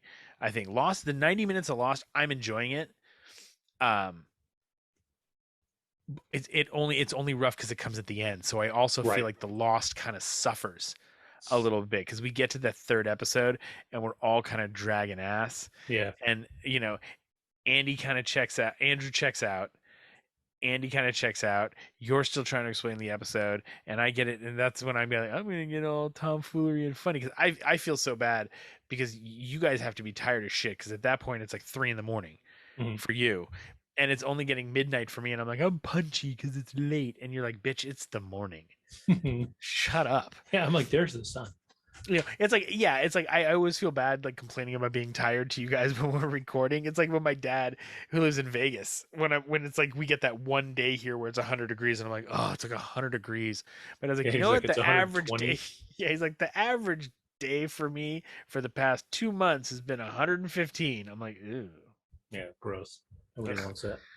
Um, but yeah, it's one idea I had was almost turning a turning it into a game in a way, if you will. Well, I think even more than that, there's this idea I have of turning it into a game, but the other way is just doing some straight organization and like flip flopping the show around. So like you've got like I think when we come into it with multiple things to talk about and multiple ideas, especially when we're doing our what we've caught up on kind of thing, I think that really takes up a lot of time, and that's where we go off on those tangents because we talk about this, and oh, that brings up this person. Oh, yeah, that was that chick in this show. Oh my fucking god, you watched that? Yeah. Oh yeah, remember that had to do with the guy with the thing, and he had the face, and they did the, and it just goes. Um, I almost feel like instead of maybe necessarily starting with segments, if you will, or like assignments like we did in the beginning of the show, like, okay, Andy's doing Hulu. You say we have one episode. We have okay, this is the way it could work. So I almost feel like we need to go in like a weekly rotating kind of thing. We make sure that one episode a month, um that we have the four of us on for sure. We do a complete dump. It does require all of us to kind of just keep a running list of what we've been watching. But instead of starting off the show with, hey, what have you been watching? The what have you been watching? We save that all up for one like big garbage dump block of cheese episode. And that's the whole episode. That's all we do. And then for the per the usual format, what we do is, okay, tonight Kevin is bringing this, Pete's bringing this, um, you know, Andy and Andrew, they're each bringing this, and we all bring a singular thing to talk about in that thing. That could be a like, okay, this is what we've, this is what we've been watching, or it could be something that we like say, okay, you know what? No, because that's a second segment idea, and then so we each bring that one thing, and so that we just focus that, and that's it. It's the only thing you're talking about that week. Now, like if Andrew or that week was like, fuck this, amazing episode of Attack on Titan, even though he's talked about Attack on Titan before, come with it, son. Let's talk about this episode of Attack on Titan. Fuck it. That impressed you this week? Let's do it. Like whatever you bring that week, that's your thing. Right? Mhm. Now we could do this with that segment, or we could turn it into a game for the episode where we do the whole brain dump thing. And I think the brain dump thing is a better idea. But this only works if like everybody's got a bunch of ideas. Um, we get a timer. You have your list of stuff. You get 3 minutes per show or movie that you get to talk. Right? Um, we'll have a timer that counts down. Now, if, and this is where it can get, and this is where it can be turned into a game that gets kind of fun. Now, if you're talking during your 3 minutes, right? For each one of us, for you, because like, okay, say you've got four things to talk about, right? You got 3 minutes per thing, or however many minutes per thing. Counters going down. Um, each one of us for Kevin. So Andrew, me, and Andy, we each have a tangent for Kevin. So you're talking about something, and it's like, you know what? Stop the timer. I'm going to use my tangent card. We can go off on a 3 minute tangent on this, and then you can just kind of go off from there and go wherever it goes. But then you've got a timer going for that 3 minutes, and then after that 3 minutes, no matter where you're at, where you're talking, you don't get to finish. Boom, you're done, and it goes back to Kevin, and you pick up your 3 minutes of describing your thing, and then all right, on to the next one, because it also then makes it that you and it's going to be for me at least, there's going to be some funny stuff that's going to come out of me trying to cram something into fucking 3 minutes that I want to talk about. So it'll be very interesting. Um, doing something like that. I don't know about the exact, number, like time, like length of time to do that. I think that to me almost might be fun more for a brain dump episode than just that kind of 1, 2, 3, 4. Because I think if we look at it like, okay, so we'll do a brain dump episode, and then we'll do one episode where it's okay, what are you watching this week? Or what's your four things? Boom, we each talk about that thing, and then second half or main feature, if you will, is X, Y, or Z of the day. And we've talked about numerous things we could do with that with a director and actor. But I also think on those weeks when Andrew isn't here, I think we should. I like the number four. Three is a very good number. Three works well. It's not bad. There's something about the fourth that, even though it adds more time to it, I feel like four plays better. We could try doing this with Andy first, because what I was going to say is what we should do is we should try and every week that Andrew's or Andy's not here, have a guest. Yeah, I'm okay with Um, that. and we could all and bring a guest from all over, like fucking contact Andy Miramontes. Shit. You know what I'm saying? Like just fucking anybody. Like that girl Kim. Like I've got a couple of people that I've reached out to that are interested in being on the show. I will say some of those people who I reached out to and talked to, in talking to them about this, like the idea of what we do here, I'm like, you know what? Actually, I'm gonna keep you as a guest for this other show that I'm doing. Because although what you're talking about, like this girl, this lady, I should say that Andy and Andrew and I know.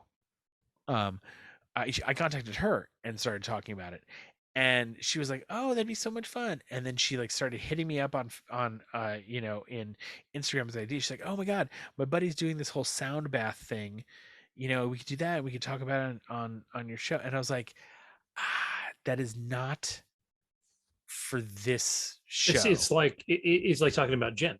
Like she's hilarious. Exactly. Like she's a great guest host, or a great guest to have, but she doesn't No. do the whole pop culture thing. So like to have her on, it would be fun, but it wouldn't The only thing we'd have we try to do on the show. Exactly. No, the only episode we would have Jen on for that would be worth it would be a romantic comedy episode, because she's fucking seen all of those.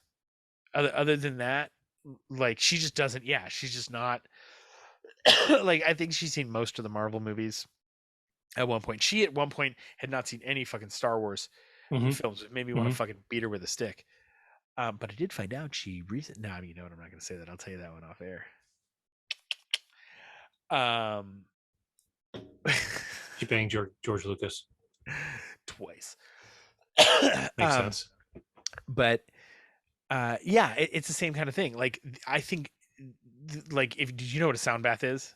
I had to look this up and find out what it was. It's like you lie in a room. It's almost like this like hippie yoga thing, and there's like somebody's like hitting gongs and shit and bells and doing. And it sounds, and it's funny because I actually saw that on one of the things I had talked about on one of our episodes, which is good to bring up again, because if somebody's looking for a nice, quick little short, fun series to watch, it's probably not going to get a second season. Don't worry about it. You wouldn't necessarily need it. Bert Kreischer. It's called The Cabin. and it's Bert, and Hmm. like the joke is that he's getting away from touring and doing everything, and he's got to get his mind straight. So his wife Leanne told him, you get away. He's like, all right, I'm gonna get this cabin, and then he invites a film crew and a bunch of other comedian friends up, and they just do outlandishly silly shit. It's fucking hilarious.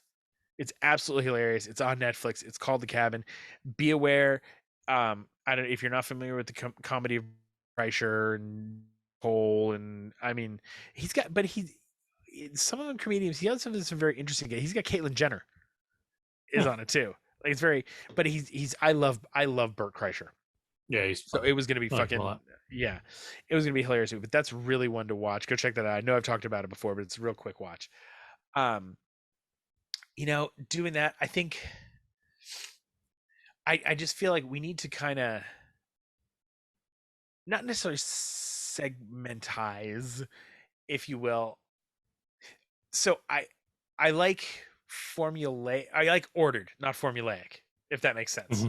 Yeah, yeah, Like if it, I don't think it's formulaic if we say, okay, every third week of the month, that it's going to be fucking, you know 90 minutes to 2 hours of fucking these four knobs talking about just the most random shit because they started watching this, and you're going to get 15 minutes on DC and Marvel, and it's just going to go the way it's going to go episode, and then the next week you're going to get um a you know top three list from every one of the guys, yeah. subject to be determined, and then some interesting thing. And then, oh, you know what? This week, as all four guys are on, they're going to be playing some sort of game after they do like a check in. And then the next week, oh, maybe it's a guest and maybe it's something different. Like doing it like that, and not necessarily like, oh, this week is this week is this. Um, It'll be interesting too because we're about to go through a crazy fucking summer. Because next Friday, Obi-Wan Kenobi drops. yeah. In Oh, it's going to be June, fucking insane. in June, Miss Marvel drops. Then Jurassic World drops. Then in July, something else drops. Like there's like shit just pumping out. Not to mention all the cool news that's coming out too. Oh, you Uh, know what I want to see really bad now that I've watched the preview for it? Well, first, there's a bunch of really cool movies. I did my like bi-weekly kind of look through fucking the Apple movie previews, and so there's some really cool shit coming out that looks really fun. Uh, yeah, dude, there's so much fucking coming out. but it's funny too because I think I said this in our chat, but like when a trailer now drops for something that I already know I want to see, I don't want to You watch the just stop trailer watching it. anymore. Yeah. Yeah, because like I don't need any spoilers. I really enjoyed Doctor Strange a lot, but I wish I had known less going into it. It's Yeah, just I see. um, The trailers. It's interesting that you say that because the trailers don't bother me, especially with Marvel, because I think Marvel does, for the most part, an amazing job of keeping things like real close to the vest. I think That Strange is the first one that they screwed up. I think it's the first one where they gave out too much. See, I didn't think they did because I still at some point thought we were going to deal with an evil Doctor Strange, and he wasn't really an evil Doctor Strange, if you will. Mhm. Like they made it, and a lot of it was fan theory, obviously, about how he was actually the Doctor Strange from What If, and you're like, well, I don't think so. Um, I just oh god, excuse me. Oof. Um yeah, it's well it also is it is it this summer, or is it in is it summer or winter that we haven't even talked about this yet. And we've got the preview. This is another one. Okay, so yeah, there's a perfect fucking idea for something we could as like a subject. We need like a trailer night, Mhm. or like a segment, like an opening to an Like episode, this like week in trailers or this month of trailers or yeah, something. or just trailers you've watched that, like, oh, I've watched these trailers, keep your eyes out for this movie, I really want to see this when it comes out, kind of thing. Like everybody brings 3 trailers that they saw. I look, the folks are all getting a peek behind the curtain. Um, Yeah. it's funny because we've been talking about this now, and so I just texted Andrew just because I know Andy's not, but I'm texting Andrew to see if he's around because I mean now at this point we're just kind of brainstorming. I mean it's already one for you, Yeah. so Yeah. we I don't have to mean, go on super long. We're keeping this close here. We're actually with what at least countdown tier wise we're close to that 90-minute mark. So I mean we've got a couple ideas there. yeah. I also thought about I really liked, and I want to integrate it, but I don't want to do it the same way. I liked the franchise thing, but I don't um uh I don't want to do the franchise again because I think the franchises they were great. Like it was a really cool thing to do. Um and I honestly we were laughing about it so much. I loved hearing David explain fucking Paranormal Activity because I'm never going to watch any of those movies. I was not going to watch them before he said watch the first couple. Like there was no Yeah, I'm chance. the opposite. I might because especially because of his explanation of them, but they're all on Paramount Plus. I might go watch them all. Because That's I funny. actually enjoyed the first one. The first one wasn't great, but it was Well, fun. because just like the Blair Witch, it was a fucking great idea. It was cool. Like Mhm. it was even if it was weird, it like worked. But it's oh yeah. Did we talk about this on the show? That the fact that or was this just in text? The fact that they're trying to reboot Blair Witch. Yeah, and it's just one of those ones that I think there's no point. I think Just the original Blair Witch should have never had a sequel. Should have never had nope. anything because It worked because it of was what a it was. it was a pocket of perfect. It was marketed in such a way that it was people literally believed that it was real. And Yes. so when that movie came out, people were And going to see this thing that happened, yeah, and it was and and it that was made it creepier. and it was and like the creep factor was just enough that you were scared out of your mind, but you don't there's not a lot of jump There's in that no movie. special effects. None. It's all shot on fucking video. Like some of it's like Super 8, Mhm. but like you're watching it and And for what it's it was it's fucking surprisingly amazing. good acting. Yes. Like, I mean, it was. If you saw it in that first like 2 weeks that it was out, Oh man. like it hit hard. And I think I've said Yeah. it, but like I lived in the woods, dude. Like I lived up on top You're of a saying, mountain. Like I yeah. went home and I was like, I'm gonna fucking die here Yeah. tonight. Well, no, that like I knew it wasn't real.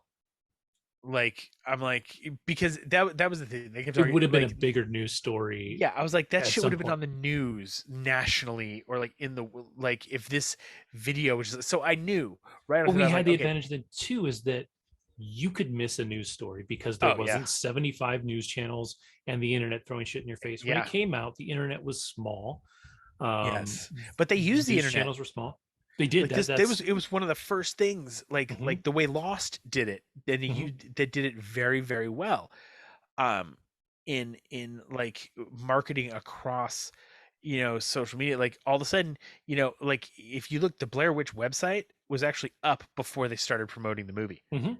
Like it was up, it was getting hits. Like there were people that were into the idea of the Blair Witch and the Yep. just the whole everything they created, the fake comments and the message boardy kind of stuff, Mhm. all of it that was there was created before people even knew the movie was coming out. So it looked like, even though I think it was only up for like a month or 2 months before they announced, before you started seeing trailers and the movie announcement. Mhm. So, but it looked like it had been there a while. Yeah. Like, so you're like, oh, this is kind of fucking cool. Um, but yeah, Blair Witch was kind of a game changer in that they shouldn't remake that because it only worked because of what it was the first Yeah. time. Yeah. I try. I'm not a big scary movie person. I'm probably going like I saw that one in the theater because I heard from a couple of them like, dude, you need to see this fucking movie. They're like, it's scary, but it's not like a scary movie. Scary movie. I'm like, all right, cool. I went and saw that movie. Scared the fucking bejesus out of me, and it was a great fucking movie. I think that was the other thing that set it apart from a lot of the horror at the time was that it was completely different. It flipped the genre on its head, and it started to usher in. Um, I think I personally, and you can check me on the timing on this, I think Blair Witch is what unlocked the door to the Japanese and Asian horror that Yeah, it makes sense. started I to. think The Ring Oh, no, and that's a what I'm couple of saying though. those, That yeah, that that were that, after. that Blair Witch kind of unlocked the door for that. Hmm. That I don't think had Blair Witch not existed, I don't think we would have seen The Ring the way we say. I think Ringu would have just become a cult classic here in the United States. And it would have just been one of those underground things that you watch this, subtitled version of this fucking freaky Japanese movie. Hmm. Um, but that really opened up that Japanese horror market that I don't think a lot of people, unless you were a hardcore horror fan, realize existed. And I mean, having dove into that world a little bit in there, I'm explaining this after I saying I hate fucking scary movies. The Asian horror films are Very different. very different because it's so psychological Yeah, along very with the moody, very atmospheric. Like, but um, there's so much like slow gore, if you will. mhm. Like it's very interesting. It's like I feel less the couple of Japanese horror films that I've watched, I feel less um scared, if you will, and more kind of like icky. I need to go take a shower. Yeah, like uneasy. Yeah, like very like Well, it's because in American horror, for the longest time, we got into the slasher films where ugh. it was jump Tits and scare, blood, tits and which blood, jump scare, was stabby, good stabby, in the stabby. '80s, but like Yeah, recently they just did another Texas Chainsaw. That was fucking awful. Like it okay. was so bad. But see, that's the thing though. That Texas Chainsaw is another one of those. I get why they remade it. That was one that shouldn't have been remade because oh, it's one of the bloodiest movies ever. It's like, yeah, really, you never see anyone die on screen in that entire fucking movie. It's a brilliant piece of filmmaking more than Mhm. anything. Texas Chainsaw Massacre is one of the, and I haven't been to film school, so I don't know. Maybe it is being taught in film school, and I'm just talking out of my ass here. But it's one of those things that should be taught in film school because it's when you have no money, but I've got this story to tell and this film medium that I'm going to do it in. How do I make it work and make it what I want it to be? And when you see that, you get the Kevin Smiths and the guys who did Texas Chainsaw Massacre because you're forced to do it that way. So you Mhm. do it that way, and you get this. That first Texas Chainsaw Massacre is a freaky fucking movie. It's No Hills Have Eyes. Right. It didn't need to be remade. Like there was no need to, and especially because the remake, because I saw the remake too. I'm like, I'm over here talking about how I hate scary movies, Wasn't but there like I've seen Jessica Biel in the remake or something like that? I did, Like not long no, ago. because she would have been the only redeeming thing about it because she's hot. But the movie was like, there's no need. All of a sudden, there was all this blood and gore, and you saw Leatherface Yeah. killing people. And what they were trying to do when they first revived that was because all of a sudden it was all about Leatherface. Forget Hmm. the rest of the freaks in the house. It's just all about Leatherface. And they were trying to turn Leatherface into another Mike Myers or Freddy or Jason and build a franchise out of it. And they started to a little bit, and they shouldn't have. There's no need to. Yeah, It and like Leatherface it's was an just a big interesting character because the the the character he was based on was real, and he's actually the yeah. same character that the killer in Silence of the Lambs is based on. Yes, that whole Thomas Harris.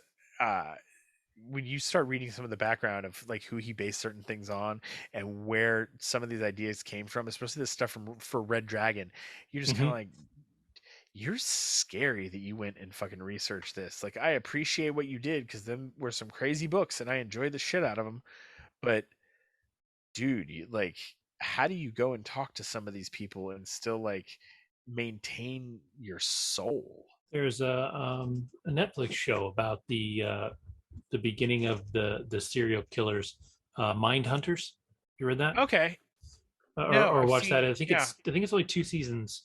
They haven't quite got the approval for the third season because it's hard to get everybody together. Well, plus it's Um, fucking Netflix, so it's probably gonna get canceled because True. it's good. Yeah, that's another That show is super good. episode. Write that down. Episode idea shows that Netflix is canceled because they're fucking stupid. We could just go. We just talk about that constantly. Talk about teenage bounty hunters for 2 hours. Yeah. So I'm sorry, I cut you off there. Mind Hunters. Oh, I just It's gonna really say good. it's really good. And it's Is about it like true crime docu series? Like how is it, or it's is not it a? docu-series, but it is based on the beginning of the kind of the FBI profilers, Okay. and them studying actual serial killers. These guys go in, and I mean they're actors. It's the guy that Okay, plays that's the what I was saying. So king. It's the guy that plays the king in Hamilton. Um, oh yeah, Anthony. Not Anthony. I love him. He's an yeah, amazing he's great. He actor. was on Glee, Yeah. and some other stuff. And then the other guy, I can't remember what else he's done off of my head, but he's kind of a grumpy dude. But they work really well together. The guy from Glee is like the younger, more idealistic kind of guy. Yeah. Yeah. Yeah. Yeah. Um, but it's really good. And then they have the serial killers that they interview on the show are obviously actors because this takes place 40, 50, 60 years ago, whenever it is. Yeah. Um, but the serial killers are actual serial killers. And so some of the things that are really interesting about the show is if you watch the work that the actors put in to match the actual serial killers is really trippy too. But it was a really good show. If you haven't watched that, it's 2 seasons. It's not particularly long. I would like to see it get another one, and I know the actors are still interested in doing it. They just had other commitments, and they've had a hard time getting it together. But Netflix has never canceled it. So even though Well, because it's been a Netflix, year and a half, 2 years since the last season, the but only they thing didn't cancel it. the only thing Netflix won't cancel is any fucking true crime anything, because they know it's a fucking cash cow. I was looking at podcasts, just looking at podcast art and like podcast names, and like I said, being in a few of these podcasting networking groups, dude, there's so many people that do crime podcasts. Mm-hmm. It's like it is its own crazy fucking genre, and there's a million of them fucking out there. It's insane. It's all about your spin on it. It's all about your Yeah. spin on it. And like the people go and take like their local like what it, like it's really like it's not my bag. It's cool. I think there's two hot genres of podcasts right now, and one is actors doing rewatches of their own shows. Okay. Yeah, That's a big one right that was now. and that was started. You know when that was started by? That was the West Wing Weekly. Hit that one off and did that because they had from episode 1, they had Joshua Molina in it, who was on the West Wing. So it's Joshua Molina and this other dude's podcast all the way through. And they were able to get, if not live on air, they had interviews with all the actors throughout, and they talked about every episode and broke it down. And it worked so well, just like Serial did for the true crime thing. All of a sudden it was like, oh, boom. And yes, actors going back and watching their thing. That's because it's a director's commentary, but every week. And for some reason less stigmatized than the director's commentary, right? Like a lot of people were like, oh, director's commentary, that's boring.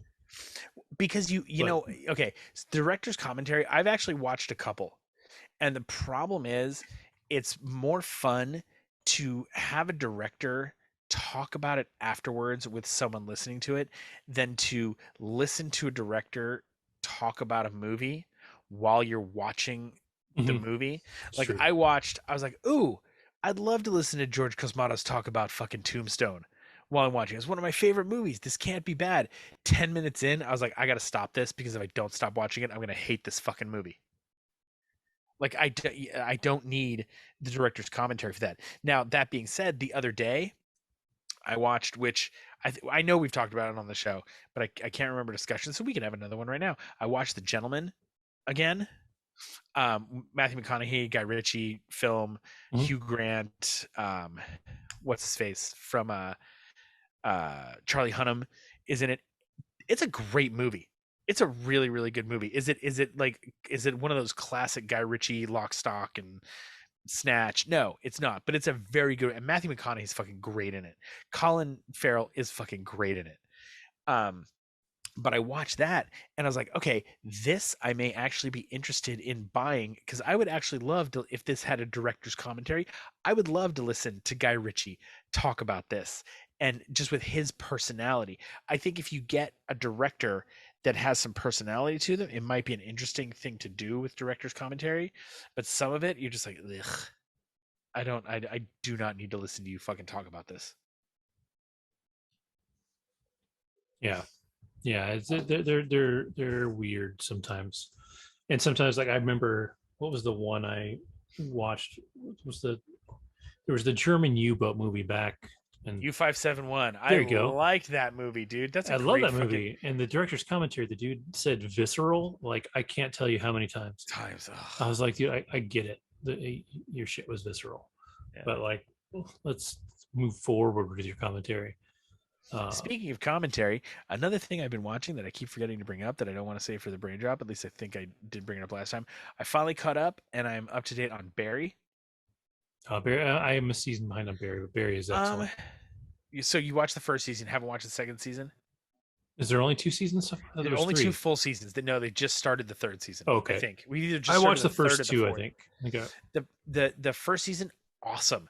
yeah. Second season, pretty good. It starts to wear out. It's tough now. I'm enjoying it. I still like it, but he's very unhinged. Like it's all unraveled and not in a fun way. NoHo Hank is one of the funniest fucking characters on Is that the TV. Russianish dude? The gay Whatever. Chechnyan guy Yeah. who's like got alopecia. Yeah, It's he's fucking hilarious. he's hilarious. That is such a great character, and that dude does it so well. Like it goes up there as one of those like I want to say it was possibly nominated or he's gotten Oh, some yeah, yeah. praise for it. It was Like definitely nominated for I sure. know he's gotten some praise, but that's one of those like why are more people not talking about this dude's performance? Like more people need to see this. This Hmm. this guy's fucking amazing. Like he is one of those like legit they talk about it. Total scene stealer. Like when he comes on, I'm only watching him. I could give a fuck what fucking you know Bill Hader or anybody else is doing. Because that dude is just fucking killing it. Yeah, I've really enjoyed Barry. It's worth it. I'm liking seeing how it's going, but I will say it is kind of waning off for me a little bit. Like it's like I said, he's kind of unraveling and it's getting weird, and like you'll see when you catch up. Like it's like weird shit happens with Kusano because of stuff that happens at the end of season one. You'll see.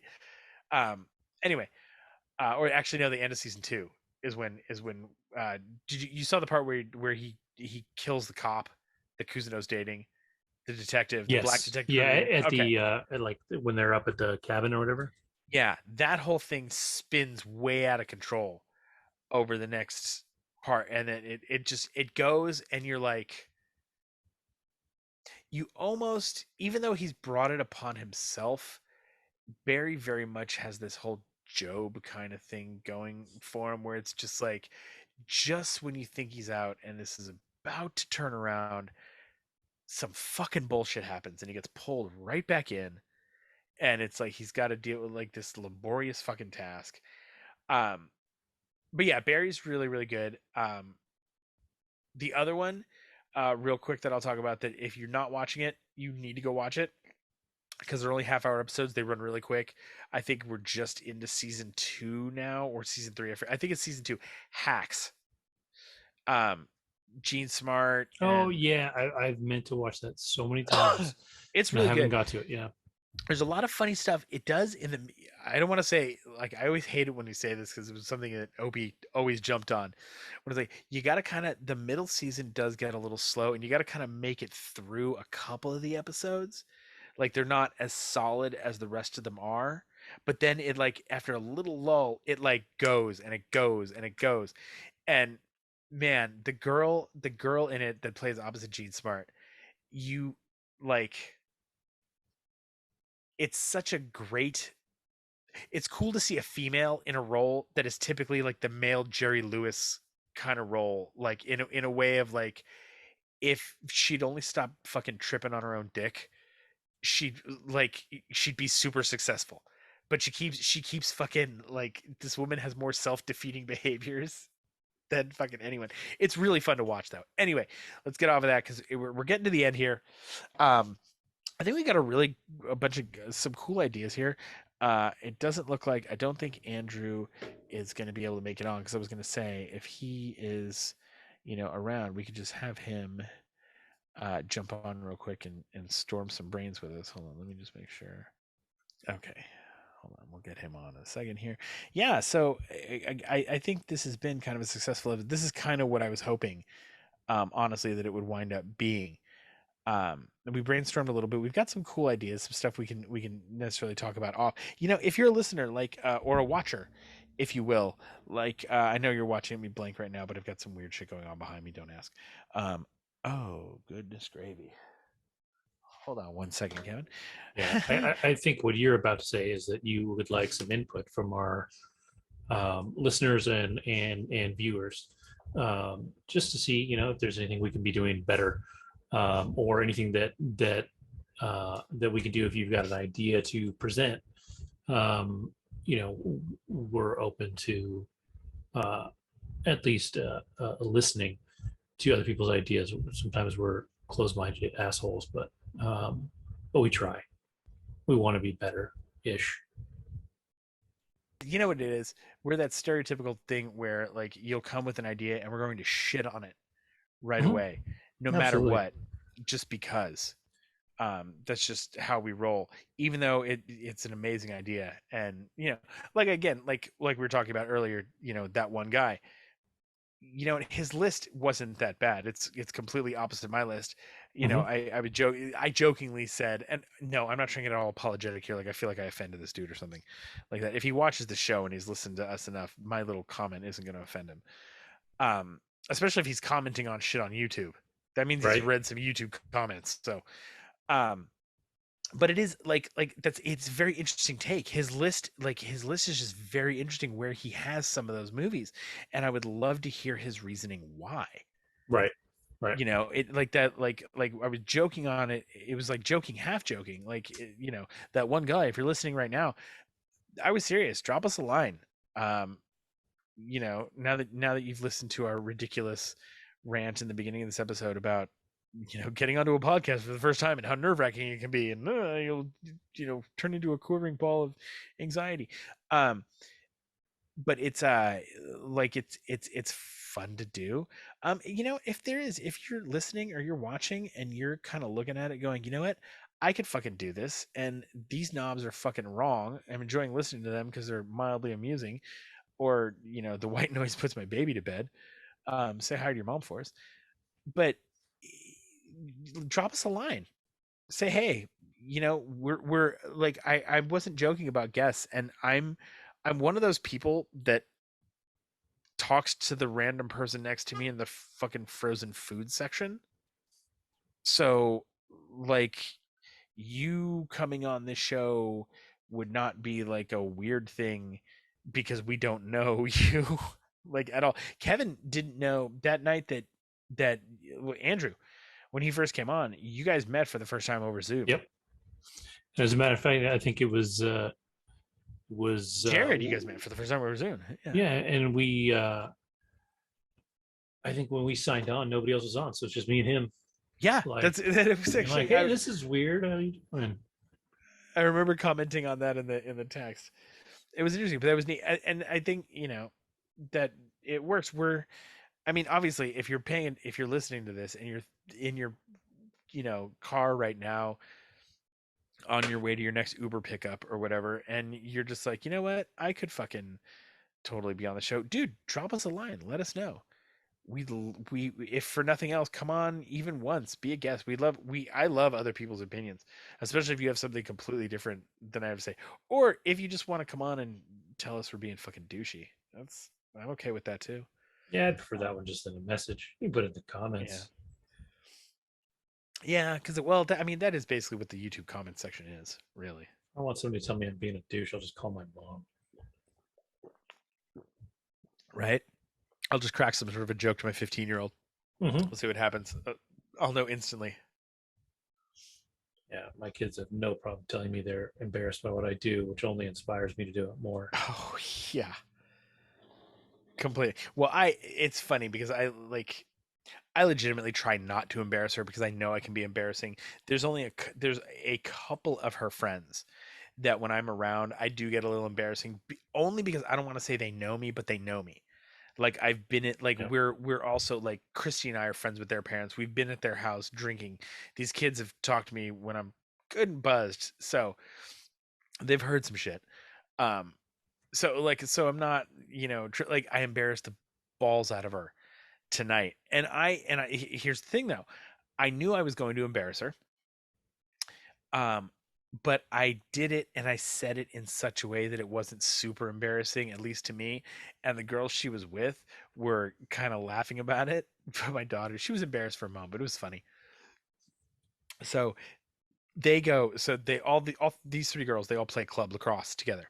Well, the club has started a like real young kids program that like Stella's is kind of like getting to the end of, like she's getting ready to go into like the junior high age program soon here, but it's all little kids. So what she does is she has some of her high school players come out and they're basically coaches, and she pays them, per session that they come out and teach the kids. And ooh, Andrew's here, yay. And so while she's teaching the kids, uh they go and it was creepy. Hello. Right. This is welcome to Andrew's murder podcast. Jesus. I know, we were just talking about it earlier. We can't hear you. I think you're muted. See, this is one of those things that nobody ever sees either. Oh, I know, because you edit this out. Yeah. Yeah. Nope, still can't hear you. People always sign in and they can't figure out their audio. It's just like a regular Zoom meeting. 1 minute. Okay, 1 sec. Yeah, that's fine. I'm not a lip reader. I'm assuming he's telling me that. He's coming out. Okay. You guys are number one. Mm-hmm, that's what I saw. God, what were we talking about for a second there? It was funny though. Yeah, no, there was so embarrassing her.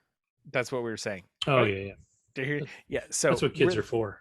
Yeah, so they got the real littles today. These are kids aged like 5, where they're really just kind of like learning. It's their first sports experience completely, up to about like 5 to like 8, like right in there. And they were like it was hot. They were like, the kids were just extra crazy today. They were insane. I don't know how people do this. And I was like, I just want you guys to remember today, when y'all are out in the next few years getting boyfriends and things like that. That's all I'm gonna say. And I said it just like that. That's literally what I said. Now, you know me well enough to know that is not what I wanted to say. Mm-hmm.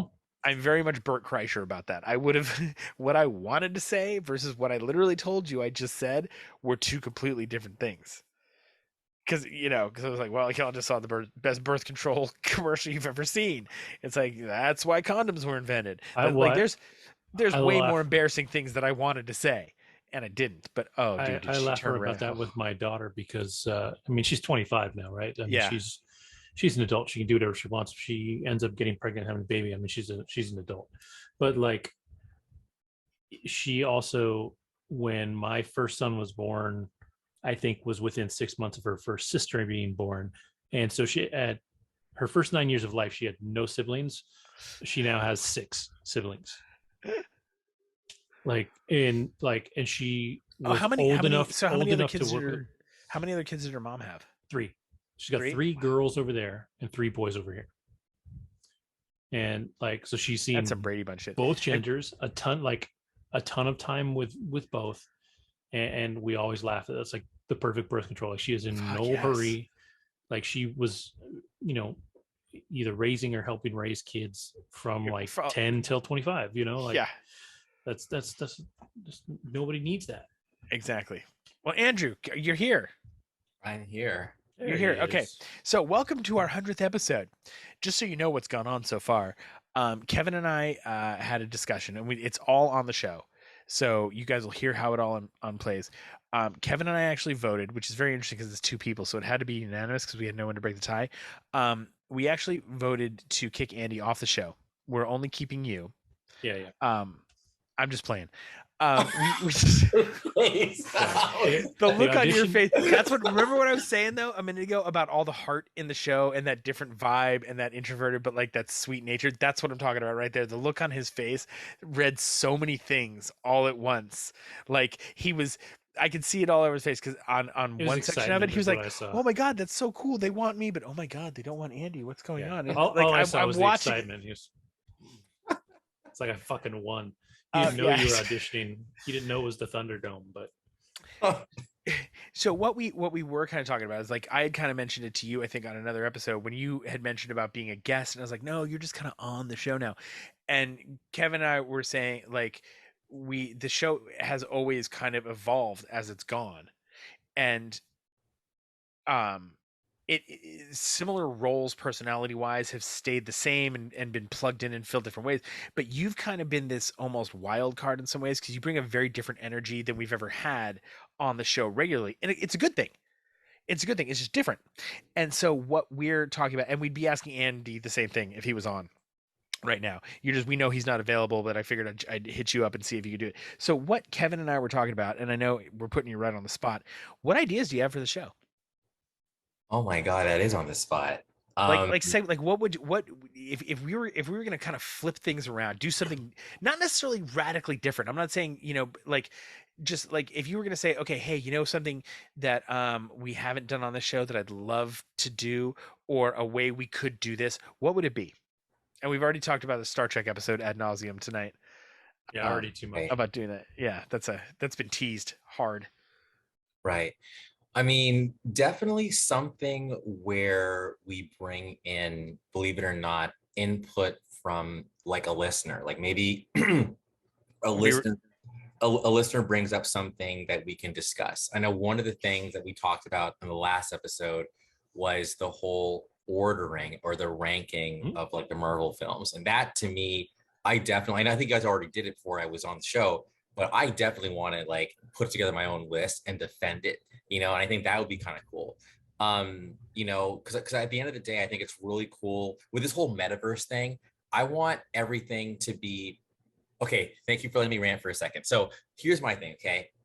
Before, we all grew up with television where everything was just one direction. Like you're on TV, people talk to you.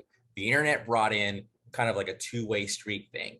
Yeah. Now we've got the internet, now we've got social media, and soon the metaverse is going to actually be like, we're literally in another world, like Ready Player One. So for me, it's like something that kind of makes this whole all pop, no culture thing even more kind of embedded into the experience of the real world, multiple touch points. So I would want to bring in more of that, so it's not just us talking, but we're actually interacting with the people and back at them, but so incorporating their ideas or incorporating what's happening outside of the podcast in the podcast. Does that make sense? See, this is what I'm talking about that different energy and that different vibe. I talk about a segment idea, and he's like, "Augmented reality, bitch," and I'm like, "Okay, well, no, that's actually it's funny you say that because literally, as I was texting you, trying to get we were just talking about that, about the guy that had commented with his list.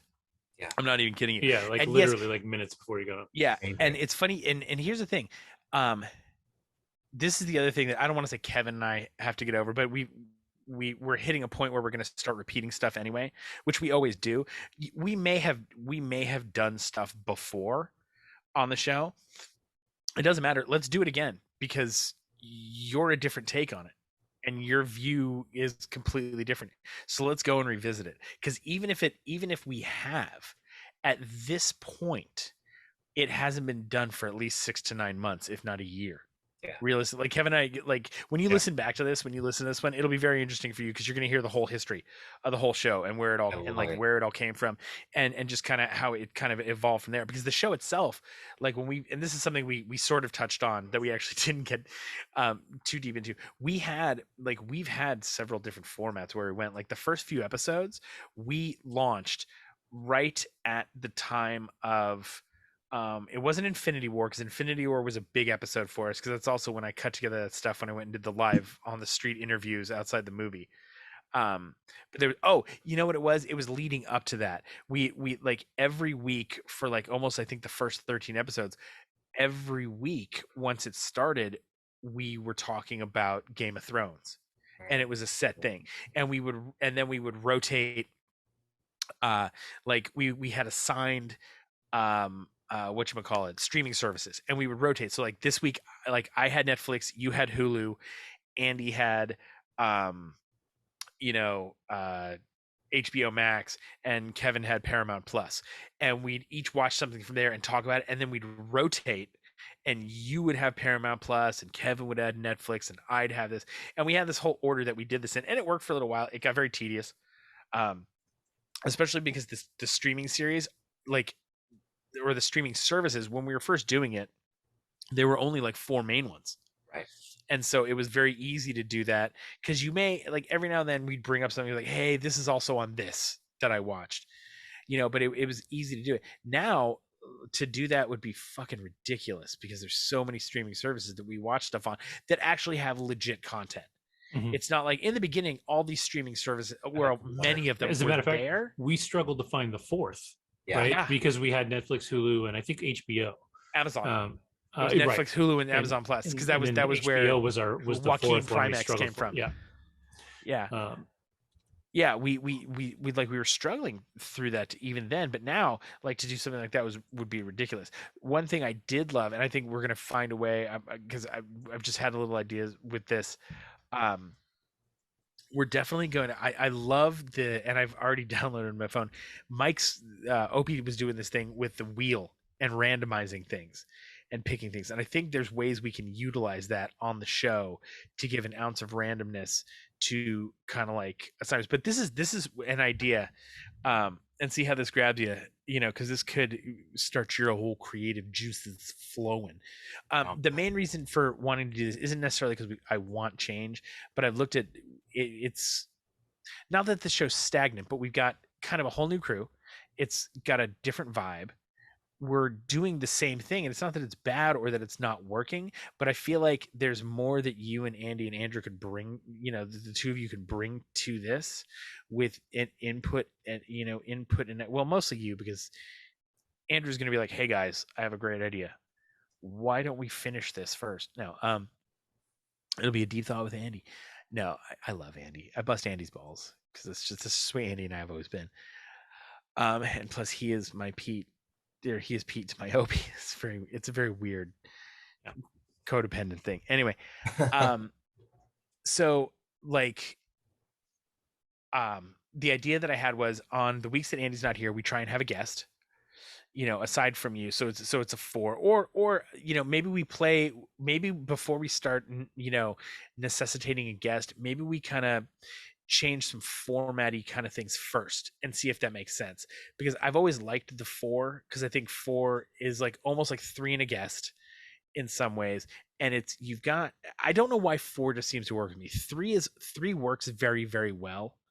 It's not that 3 is bad. There's something about that 4th person vibe. Maybe it's just something I've gotten so used to that I feel like it's just a thing. Maybe it's also because, even for Kevin's sake, except for when Andy's on and he actually has 5 windows, but he said he figured out something to do with that one. Well, now we're going to add a 6th, Kevin, because we're going to have a timer or a thing. Just fucking add shit. It'll be a mess. I'll figure it out. Well, like, what we talked is not necessarily having a formula or being formulaic, but having kind of a rotating schedule that's not a schedule per se. So like, we would go and say, so we'd have our main topic, which is like what we'd call the second half of the show, right? And then okay, so first week of the month, right? Boom, opening week. What we're gonna do is, these are these movies are coming out this month. These are the previews that I've watched. Kevin's bringing 3 previews to the story. He's going to talk about these 3 previews. You're going to talk about 3. Andy's going to talk about 3. I'm going to talk about 3. Boom. That's our opener, right? Yeah.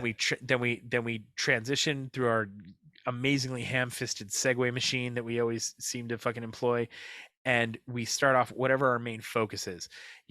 Tonight we're going to be talking about best serial killer movies, or this director's movies, or this, and then next week we have all 4 of us, and it's the second week of the month, and so what we're going to do, we're going to spend the entire time doing a massive just download brain dump. This is everything I've been watching over the past thing that I need to talk about, that you really, really want to talk about, and that's the whole show. We do the whole show like that. And then the next week we're sans, Andy, and we do, okay, maybe we have a guest or we don't at that point, where we're going to, okay, so let's do, Kevin, Pete, and Andrew, we look at, our top 5, whatever, or we say, no, you know what? I know we just no, because we wouldn't want to do the brain dump and then this. We do like a list thing or something else like that, and then again like a main subject kind of thing. And then the next week when we have the four of us, we could do like we pick one solid thing of everything that I've watched that I didn't talk about on the brain dump. It's just one thing, right? Okay. And you're bringing just that one thing and just hold it down to that. It could be fucking anything though.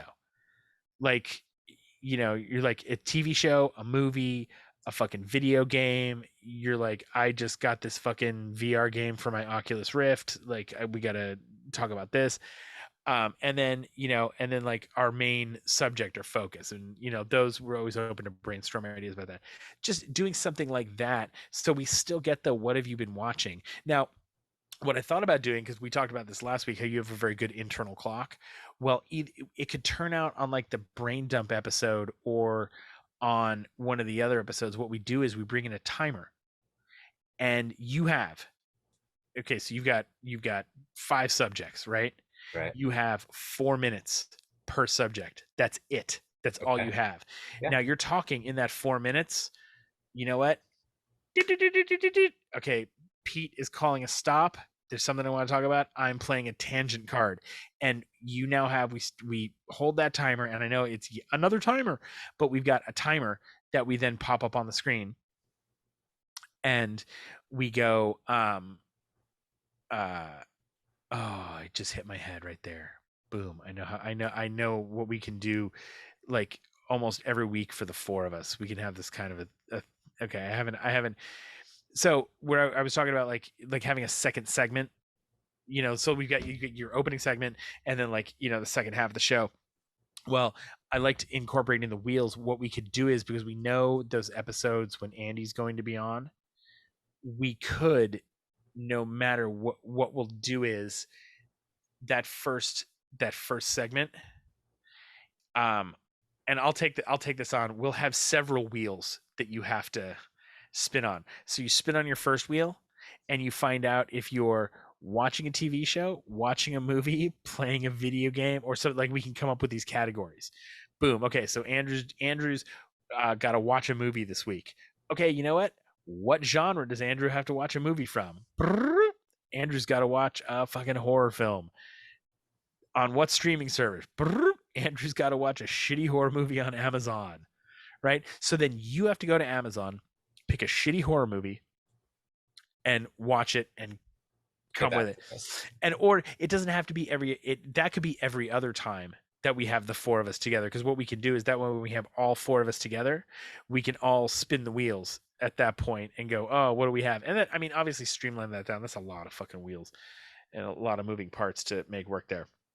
But anyway, I had to get that out because I'll listen back to this and I'll have forgotten that idea. And remember, exactly. No, good call. So yeah, we're just talking about doing things like that, and that's like you were talking about listener input.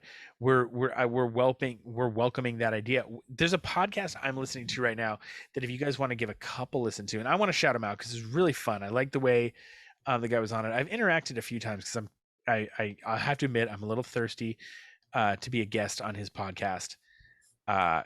Which it's funny because I've again, Kevin and I were talking about this earlier. I'm in a couple of podcast networking groups, and people are always asking for guests, and I'm like, every now and then I'll see something that I'm like possibly a little niche fit for. I'm like, oh, maybe that could be fun. Well, and I never act on it, but oh god, libraries, that's where I need to go. This guy's show, and I'm going to give him a shout out here, is called Who Will Save, here we go.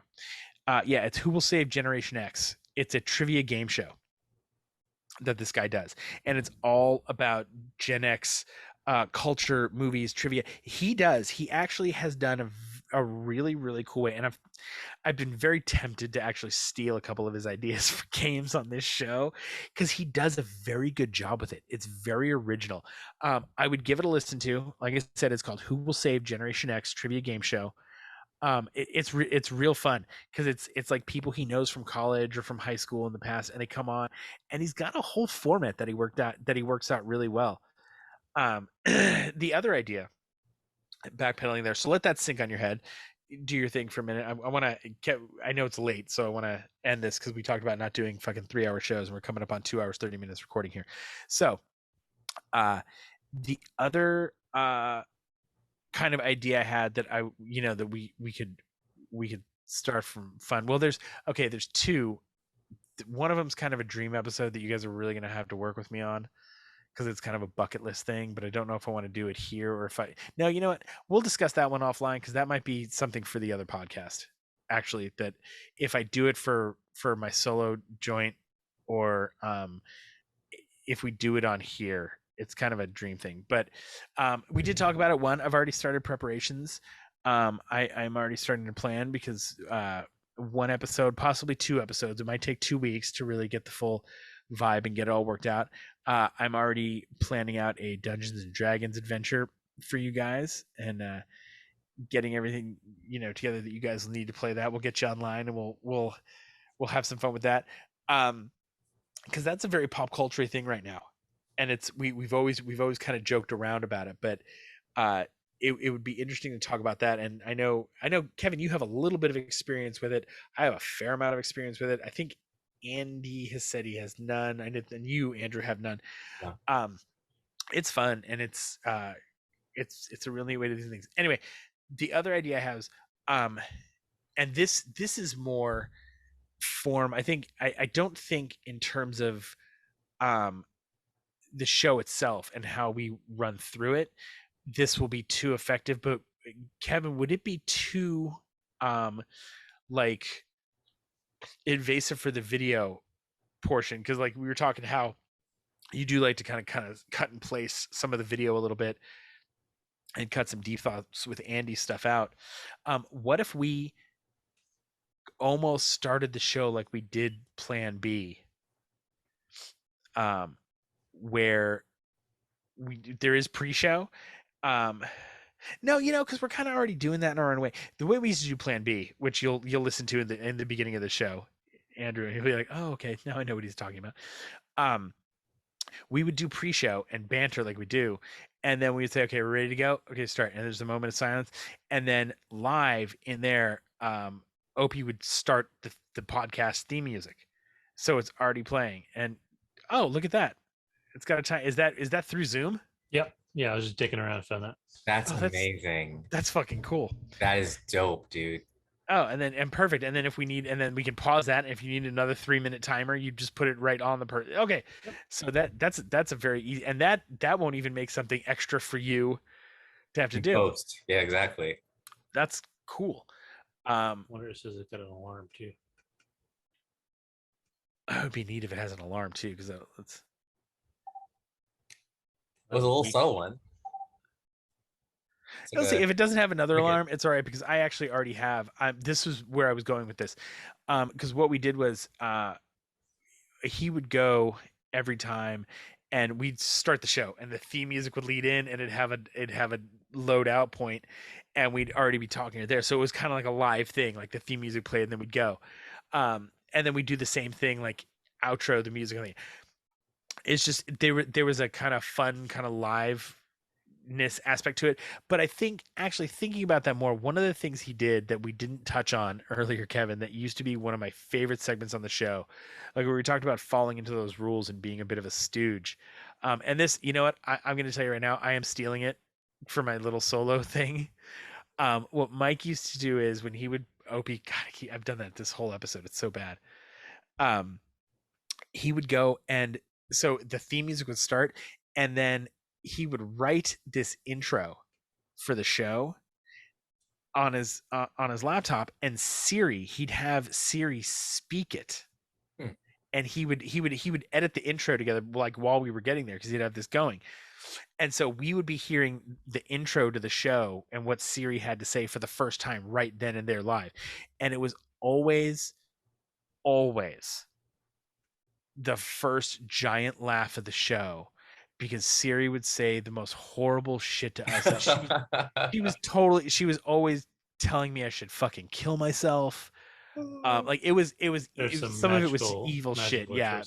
But some real magic, like some of it was just, and so much of it was like stuff that was from the show, but a lot of it was like inside joke stuff that like may have been from the show, but maybe not. Or there was stuff that we had talked. Like I remember there was one time we talked about something outside during prep, and then we came back in, and he's like, "I just need like 5 minutes," and he rewrote the whole thing right fucking then That's awesome. to make it work. And it was funny. So, oh, this is one thing that I did have an idea for, even if we don't do that. One thing we sort of toyed with on the at the very beginning of the show, at the show's very biogenesis, one idea we kind of had that we played with, but we never really did anything with, was the idea of like, so right now, and I do like the way we do our whole little thing of welcome to the All Pop No Culture podcast. I'm your host Pete. What we could do though is you go through and we record the episode, and then at the very end we take like 2 minutes, and that's when we say what the show's about that week right then. And then what I do is I take that, cut it, and edit it into the beginning of the show in the intro music. So in the intro music, you've got us talking about what we just talked about as the intro for the show. So like on tonight's episode, we talk about that, and Kevin says this stupid shit, and Andy's a fucking asshole, and Pete makes a moronic comment and drones on for 15 minutes, and here we go. And then we could cut, and then that we could still cut right in with the welcome to the All Pop No Culture podcast. Right. Like you could go right there. I thought I about think doing that's that. good. I think that gives people kind of like, a taste of what the show's about. We already do that with the written stuff, but to actually have it in the show, like in the content, I think adds a little extra punch, sort of for people to like stick around. Exactly. Like that. It's worth noting that is it's more difficult to do than it sounds. It is. Yeah. Because we tried it. That's why I said we tried it. Yeah, and it's hard to make it natural. Because even if you're me and Pete and Opie and you've done theater and you've done all this, it's still hard to get that natural like feeling when you're spewing out stuff that when you've been like just riffing and tangenting for 2.5 hours, then there's something that you've kind of put in front of yourself that is structured. It gets a little stilted. But no, but that's the thing though, and that's exactly what I don't want, because we can have a list like as we go. Like it could be well first, and that's where the notes for okay. One of the other things we talked about, and this is again, we're just kind of doing this randomly to be in here so that people kind of get a look behind the curtain. That's one of those things I love. I love like TV shows that do that. That's why I love that show Hacks. That's why I love Studio 60. It's why I love West Wing. The kind of when they draw back the curtain and you see like the machinations behind everything. And I don't know if other people like it, but I'm just like, I want to put it out there so like people see what you discussed and what you try to figure out when you're doing a fucking podcast, and like all the bullshit that goes into it, because you don't think about figuring shit like this out when you're starting a show. When you start a show, you're just like, yeah dude, it'll be fucking great, we'll record it, we'll just all sit here and fucking talk. And then you start doing it and you're like, okay, there's close to 9.5 hours of practice shit that Kevin, Opie, and Mike and I did trying to do this. Meanwhile, on Mike's show Plan B, on Opie's show that we were on, it was basically Kevin and Opie and I and a guest for the last 3 or 4 months. Like and Alex had been on several times, so this was not a new thing. It's not like it was new people and we were trying to figure out oh, he works good this way, and like right. It was already there. It was just figuring out how, like, what we're gonna do with the show. And so, yeah, anyway, that's why this is all behind this. Droning on. Yeah, we got to wrap this up for you guys. So, yeah. God, what was I talking about? Fuck. See, that's the problem. I will say I like the guest thing as well. And I know we've said this offline, but I'll just say it here as well. I do think, and I'm not trying to be all like, egalitarian. And hold on. You already know where I'm going with this, don't you? Kevin and I already talked about this, and there's no snatch on this show. Exactly. Yeah. Ever. No. Women aren't allowed. It's gross, and they can have their own murder podcasts, and that's what they get. No, what we were saying is actually, yeah, that I would love to have that just because Yeah. it is just a different feminine energy. Yeah. Like I reached out to Kim, like, Good. and she's Because totally she down to come on. exactly what word? Yeah, she's Oh, totally come down to come on, on. dude. Kim, Um, you are awesome. You need to like. I See, know that's you. and Kim's another one of those people that was like, well, yeah, but what would I have to talk about? Kim's a bit of a sci-fi nerd, and she sort of admits it, but sort of doesn't. But she, like, we were talking. This was one of those things where, like, Kim. Okay, so here, She knows background on. Marvel, man. I know we talk Marvel to death, but she does know Marvel. It's not even just Marvel. Kim to me in high school, Kim was like hot to me. I like total, like waning infatuated crush on Kim here or there in high school, blah blah blah. Football cheerleader, just saying. Yeah, no, but she was She she played was a cool football chick. and was a cheerleader. Yes, at the same time, it was amazing. But Kim, like, Kim, and she would probably disagree. I always kind of put Kim up there on one of the popular girl kind of curve pedestals up there. She and I have conversations. She slightly disagrees, and I'm like, I hate to say it, but the people who are popular don't decide they're popular. Yeah. It's the people who are unpopular that decide that they you're the put 'em popular up on people. it. Yeah. You have It's to, yeah. kind of a weird That's what thing. people don't understand. Yeah, there's this it's a very aristocratic, like serf peasant fiefdom, and you're our lords and masters. But Kim, like, we reconnected a little bit over COVID, a little bit more than we were, and things like that. And she, like, we were talking. She's like, oh yeah, and like, oh, this is where that came from. So she, with our buddy Matt and this other guy Connor, I and two other people, Michelle, who we talked about earlier, and this other guy Michael, I ran them. We were playing some Dungeons and Dragons online during COVID. Like, that's sort of how I got back into it. And Kim and I were talking, and Kim was like, yeah, it was back in high school, and I read The Hobbit, and I loved it, and I was like, whoa. But- exactly. I just did what now? Huh. Skirt. Hold on. And she was like, what? She's like, you don't think girls read sci-fi? I'm like, no. It's not that girls don't. I'm like, I didn't know you did. Like, it was shocked that especially because I know a lot of people have heard of The Hobbit before the movies came out. It wasn't like some secret book that no one had ever fucking heard of, but, like, I always looked at The Hobbit. That was some nerd shit that I was into. That was not something that those people were reading. Correct. Like, so is for her to say that, and it, not that she was a girl, but that she read it. And again, it's not that Kim was some stuck up popular No.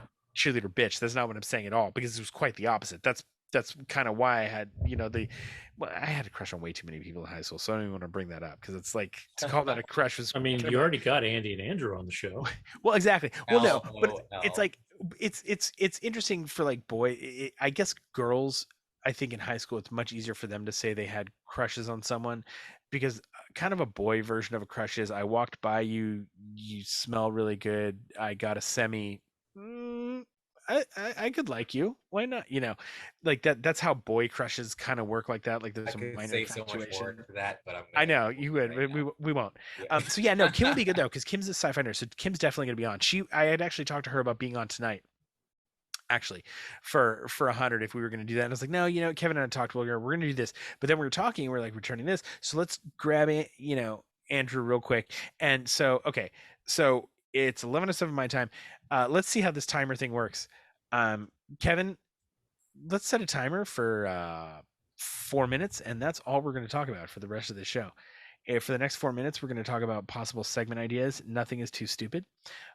Brainstorm it out. We only have 4 minutes. Wow. 4 minutes is Pressure on. is on. It is. Like I said, nothing is too stupid. Hey, on your market set, go. Okay, one idea, one thing that I've always wanted to do, that we've talked about, that doesn't. Sorry, I've got weird shit going on behind me right now. That I'm like looking back. Okay. I'm in my garage, but yes, we're shooting porn in my garage. Behind. I'm wasting time. I get it. Yeah, you are. Like, because Kevin has always subscribed to Variety or whatever it is. I feel THR, Hollywood THR. Reporter. I feel like we don't do enough, and something I always wanted to do. And it doesn't have to be the goofy, like, segment that I would make it, but a news segment, like a news of Hollywood. These are the rumors. This is what's going on. Like, Oh, I love that. Just like the love weekend that. news. yeah, like okay, Yeah. what rumors did you hear? Oh, they announced because we share it. It's funny because we share it on Facebook, we talk about it in chats, but we never bring shit like that up on the show. And That's Yeah, I'm fair. like, it doesn't, brilliant. again, it doesn't have to be like the cheese dick way that I would do it with an Apple fucking stinger for like the newsroom. Doo, doo, doo, doo, doo, doo, and now it's Kevin with the Hollywood Reporter news. But that could be a thing. Like that's another idea for like that top of the show where everybody brings two news stories I love that it. week. No, that is fire. Fire. I love it. I'm all aboard. I'm all about that fucking news. Pardon my French. I am. That's all I fucking share mostly. So Also, I want a I'm in. segment where Andrew just has to swear for like 3 minutes straight. Then he can have like 1 minute afterwards to apologize. All right, 2 minutes 30 seconds. Right. Anybody? What else? What Cool. else? What else we got? So the news, we like that one. That's a good one. One thing that, because we talked about Nerdfest, one thing that Nerdfest did that was really cool, and maybe it ties into your idea of a wheel, but they have what I forget what they call it, but it's basically a gap in knowledge, where maybe if it's a game or somebody, you have to find out what something that like everybody has seen that one person hasn't seen, and they have to fill that gap in their knowledge before the next episode and then talk about it. I like that Um, too because yeah, I have ones of those. yeah, Yeah, you have a lot of those. Like I do I've too, noticed to be that. honest. I mean, Oh, there's stuff that I have no reason to have not seen, and I think something like a show like Lost, where it's 6 seasons or whatever, That's one that's a thing. different thing. Yes, Uh, but Oh, but, yeah, but yeah, if we're yeah. talking about one movie or one Yeah. episode of a, Oh yeah. whatever. Or even one better. On that, you could bring a gap in knowledge, or you add a little humor to it. You could say, "Here's a movie I've never seen that I lie about seeing." Just because if I don't, people look at me like I'm crazy. Like I'll say it right now. I've even fucking talked about this movie like I've seen it. I've never seen Schindler's List.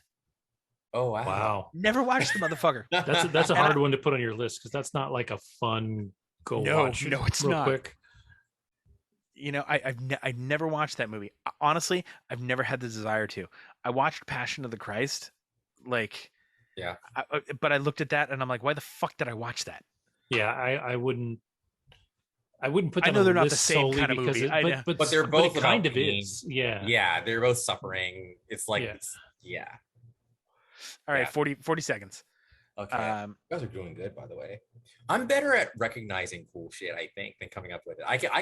If I see some cool shit, I'll call it out, and that's okay. I can own my no, talent. that's good though. That's the way half that shit. That's the way half of the shit like that we've ever Yeah. done kind of evolves. Like that. Like we had. We're coming up on 21 seconds. We could probably stop the timer. Okay, I like that idea because it did kind of put a No, the force. timer goes for 16 more seconds. You have 16 Okay. more seconds of ideas. Oh, that was the other idea. Also, the wheels could be used for punishment. I want to institute at least once a month, some sort of a trivia game or game something of some sort like that. I think those are fun. I don't think once a month is too soon. I think we just have to vary what we do, and it doesn't do it because one of the things. Okay, timer's off. But okay, so yeah, I like the idea of the timer. That actually kind of worked. That did kind of force, and a visual representation does make me talk a little faster and move through things a little better. I think though. What was I saying? God damn it. And this will be the last thing I'm going to say. So then if you guys have anything else to say, you can do it and then we can call it so that you guys I can will. call it a night. But oh yeah. So one of the things that we started doing like on the with the fucking trivia that we did is if you lost, you would spin the wheel and your punishment before the next week, or if Andy lost, it would be before the next time he was on, or however it worked. The loser had to watch one of these movies that comes up on the wheel, but we have all submitted what we think are like these 5 worst movies. Or we could not do it like, no, this is one that I think will be fun to do the way we actually were doing it on the show when we did it. The winner picks the shitty movie that the loser has to watch. I mean, cool. We're gonna make somebody else watch Cats. Yeah, dude, I saw Catch the show. Oh my god. No, not the show. The movie's even worse. Oh, You might be a furry though, and then you might actually like that shit. But anyway, no, dude, I still want the butthole cut to be released, but that's just me. Only because if there was actually a version of that film where the cats all had their buttholes, how could you not want to see that just for the sheer fucking stupidity of the fact that there was a meeting and someone said, "Yeah, fuck it, put the cat buttholes in." Like that was like that's a choice that they made. That's the thing. That was not one of those things where like the cat costume in the CGI naturally had buttholes because that's how it works. They had to choose to put in the buttholes. Someone had to be like, I like it with the buttholes. Yeah, let's do it with the buttholes. Put a butthole in every cat.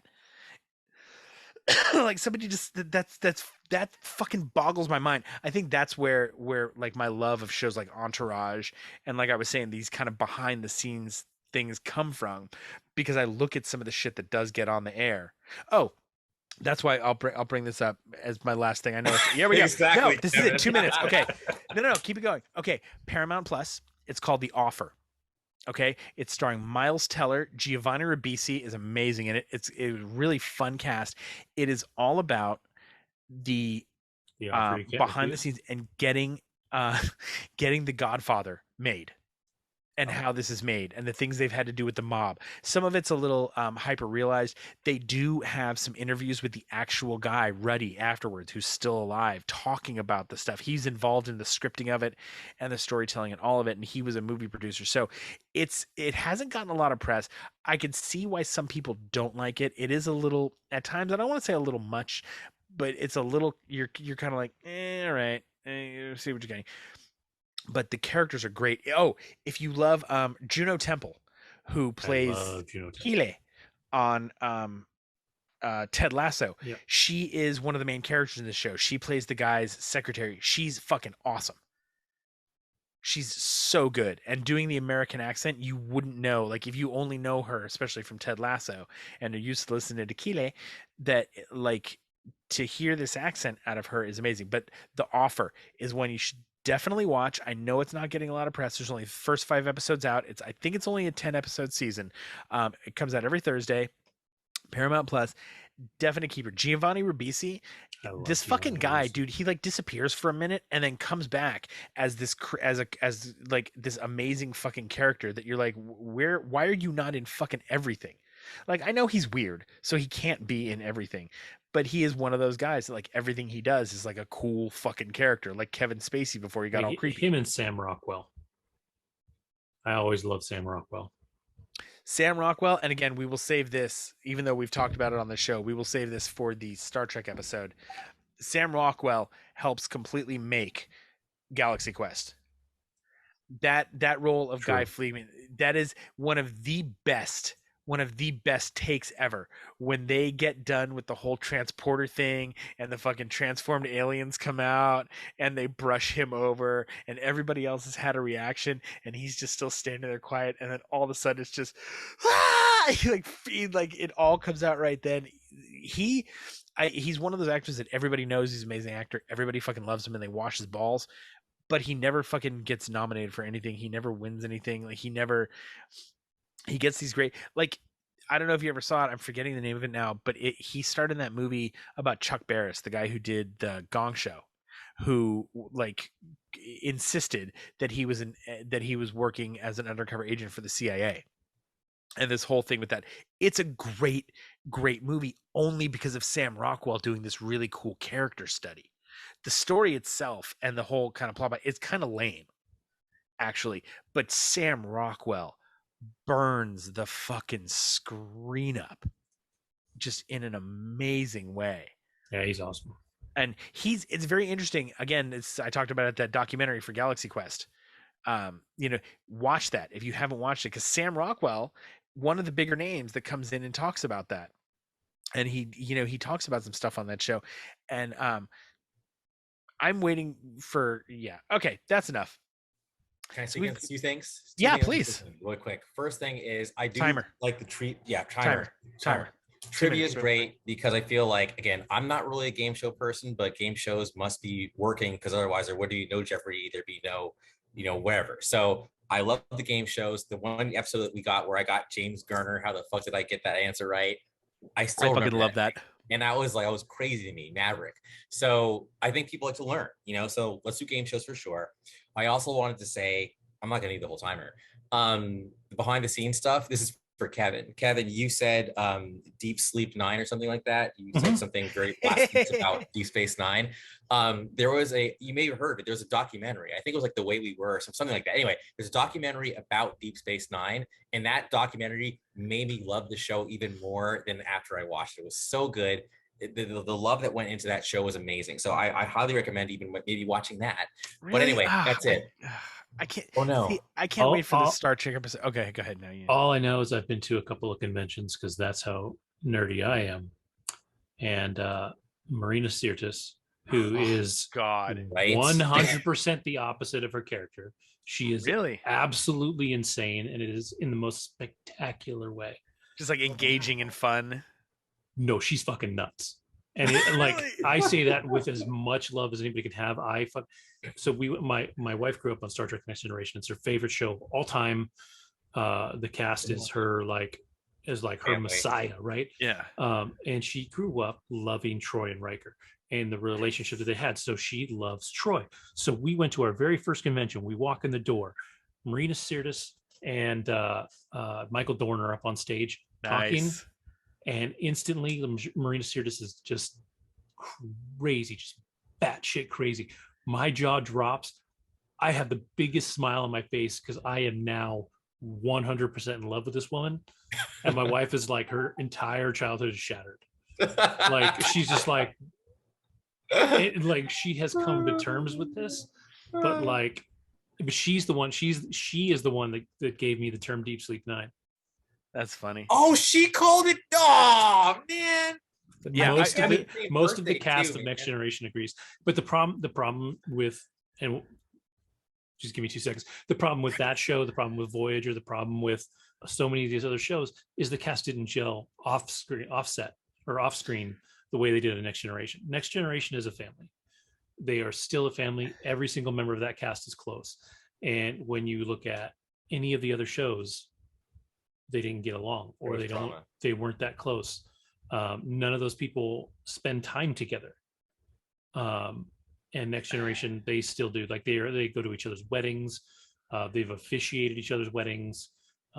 They all stay close. They all laugh together. Like it was something special. I think that is a huge part of it. I also think with the kind of the expanded stuff there, like the Deep Space Nine and Voyager to some degree, I think by a lot of people outside of your core Trek people, because I think the fan base was there for it. I think Next Generation brought in some non-Star Trek people to the Star Trek world. It's a much bigger fan base now. I think but I think it also, with Voyager and Deep Space Nine, I don't think a lot of those casuals moved over to Next Generation, because I always felt like I love Next Generation. I wanted to really like Voyager, and I like Janeway, and I like some stuff that happens. I love 7 and 9. Or wait, yeah, and Deep Space Nine. Like, again, try to watch that. I love Cisco. It's great. I love people. But the thing was, I felt like both Voyager and Deep Space Nine, I felt like it was, Cardassians are attacking, wash, rinse, repeat. The Ferengi are doing something fucked up, wash, rinse, repeat. And it was just like, it got very rote and repetitive to me, where I felt like Next Generation, even though it took that kind of Star Trek format, because I mean the original series is only 14 episodes, if that. I think it was longer than that. Was it longer than that? I thought it was. It's 3 seasons, so it's. I didn't think it was. Yeah, but it wasn't. But it wasn't that long. I mean, Next Generation. It's not as long as any of the new ones. Correct. It was canceled. Exactly. I think that you got a little fatigue, because I think a lot of it seemed very cat grabby to people, even though it wasn't a cat grab, because it was like, oh no, it was Rick Berman. I mean, and I honestly, I didn't get into the shows until much later, because the other thing about me is that, like, I know we're going overtime, but like, I do not like bad CG sci-fi, and I think that basically back then, even like I have more tolerance for it now, but back then I'm like, even TNG for me, I was like, this ship does not look solid. I know it's a computer animated thing, whereas in the movies they're using. It was never computer animated. It was a model. When it actually like warped, it was not model. Like when it stretched at the end, like Well, that was computer the animated. stretch you was, know? but the ship was a Yeah. model. Well, fair, but it did look as solid as the movies. I stand by that. I'm sorry, it did not look as solid Well, as that's a huge it's budgetary difference. production. You can get into Exactly. a lot of stuff about the budget that show originally had because it wasn't. It was But the first. BSG It was the as first a show to TV show, be. What's the term? syndicated, What? Yeah, syndicated. yeah, Right out of the gate.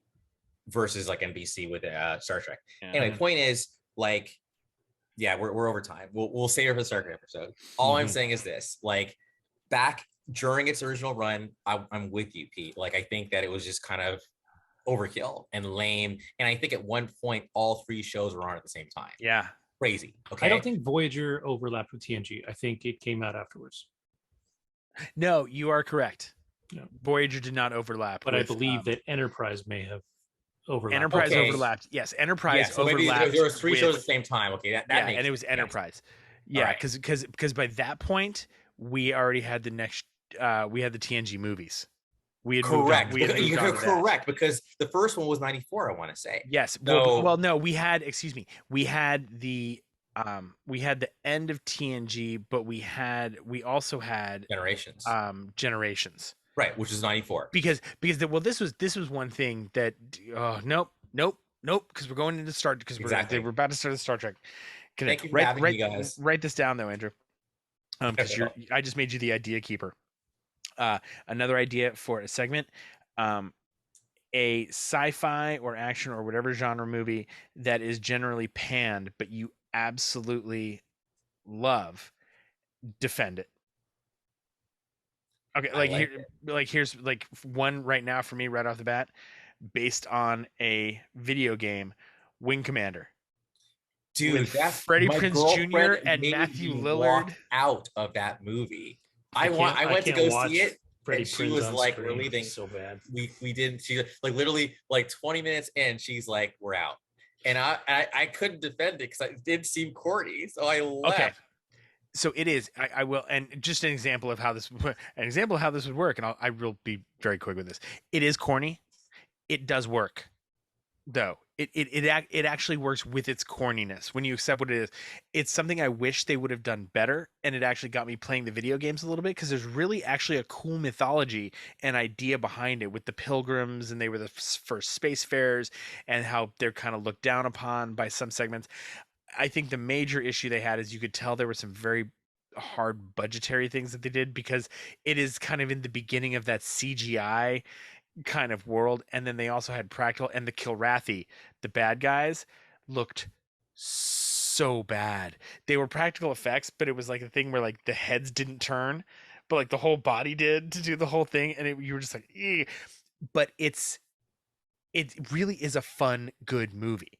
If you get all the way through it, you're like, it's not anything new or different in terms of its storytelling, but go watch it. Wing Commander. You know, like you do that, and that could have been or that could be something that you pulled off a wheel. Like, okay, perfect example, one that I would love one of you to watch because I want to talk about it, but just to hear me talk about it, there's no point. Yeah. Is a movie called Ice Pirates. I've heard of that Heard one. of Ice Pirates. Okay, Yeah, Ice Pirates was one of my favorite movies from the 80s, like sci-fi. Now, I've been waiting for it to come out because I never wanted to buy it. It's finally out on Amazon. I watched all glorious 80 minutes of it, and it is such a fucking turd. Like I knew it was. I knew I was remembering it much more fondly than it actually was. But watching it back now, I'm like, oh, I understand why fucking dumbass 10-year-old me liked this movie. But this is a fully realized concept that needed a much longer movie, much better actors, and a way better script. It's actually a cool idea. And then you watch it and you're like, oh, I see what they're doing. And then you're like, oh, now they're leaning into it. Oh, this is fucking dumb. Oh my God. Like it goes. And the problem is because it's so short, it go like, you're like, oh, it's starting to pick up. And then you're like, and then you look at your watch and you're like, this movie's got 10 minutes left. Like, how are we gonna wrap it up from here? This is where the story's actually just getting going now. What are you talking about? But it's fucking bad. But yes, someone please just watch Ice Pirates because I really want to talk about it. But you bring your favorites. We could talk. Sci-fi alone has so much we could talk about. Like Andrew, we've discussed this before. I could spend 2 hours talking about fucking the Last Starfighter and why that needs to be remade. Dude, because it's a great fucking movie. It's awesome for its time. Take us time. back to the beginning of this episode. We talked about old episodes. Yeah. We did an episode where we should suggest remakes. Yes. My suggestion was The Last Starfighter. I remember that because I had to cross it off my list because it was my suggestion too, and you went first. Because it is one of my favorite movies of all time. Like I absolutely love that fucking movie. I've made my daughters watch it. It's not in any of their top 10 lists, but they enjoy it, and they know, when Dad's sitting in the kitchen going, "Greetings, Starfighter," they know exactly what I'm talking about.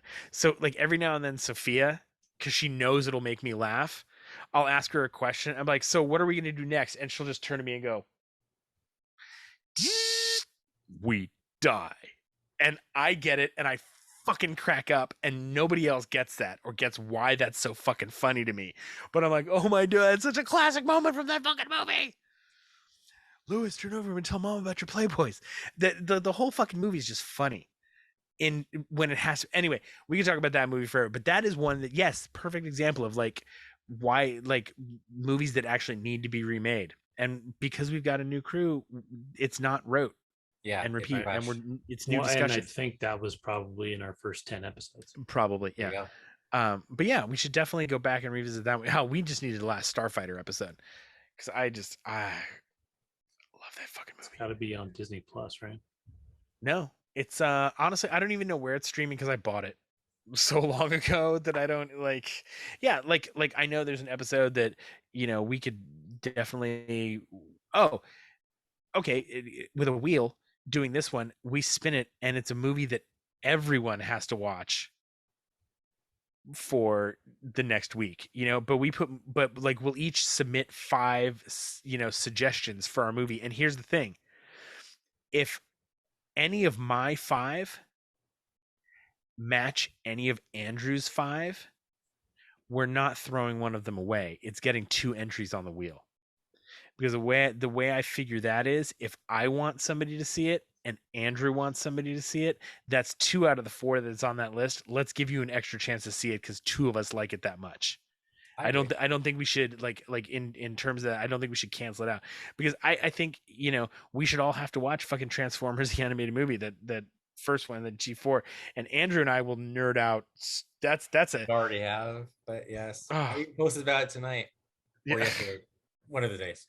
All right, but that is our show for this week, episode 100. It's a big one. Andrew, thank you for coming on like last minute here in the middle of the show.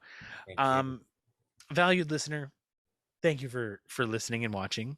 And really, listener, also thank you. Yes, listener. Yeah. Even if we don't value you, we appreciate you listening.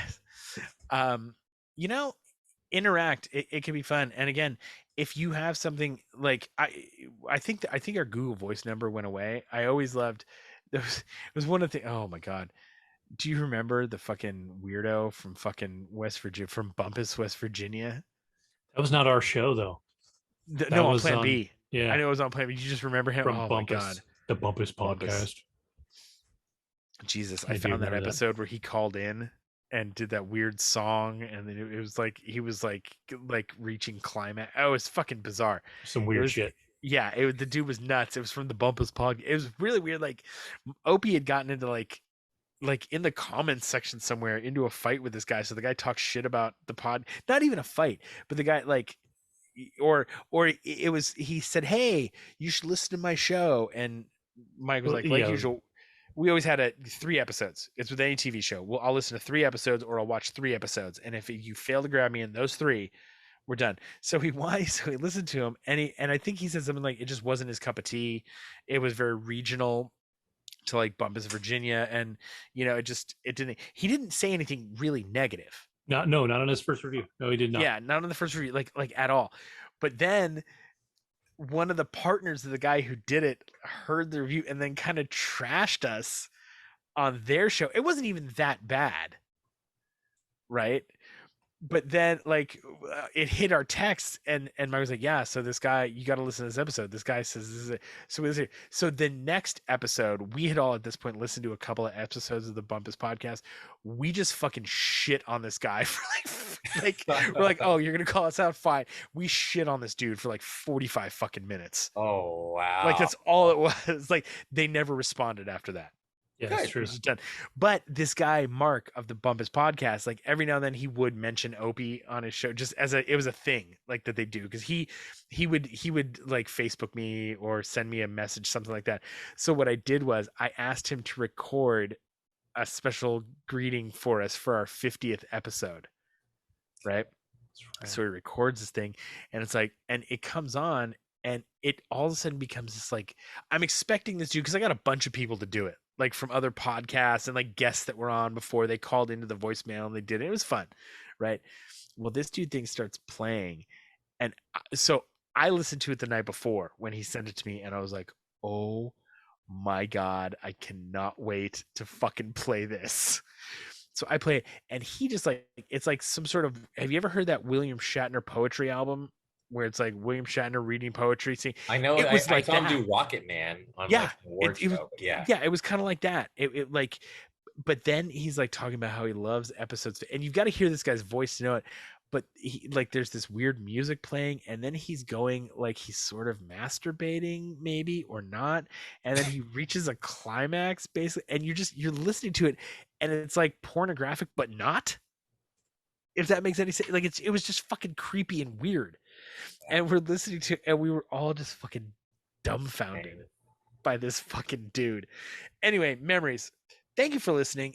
Interact. Stay with us. We will talk at you next week for episode 101. I will leave you with this closing thought.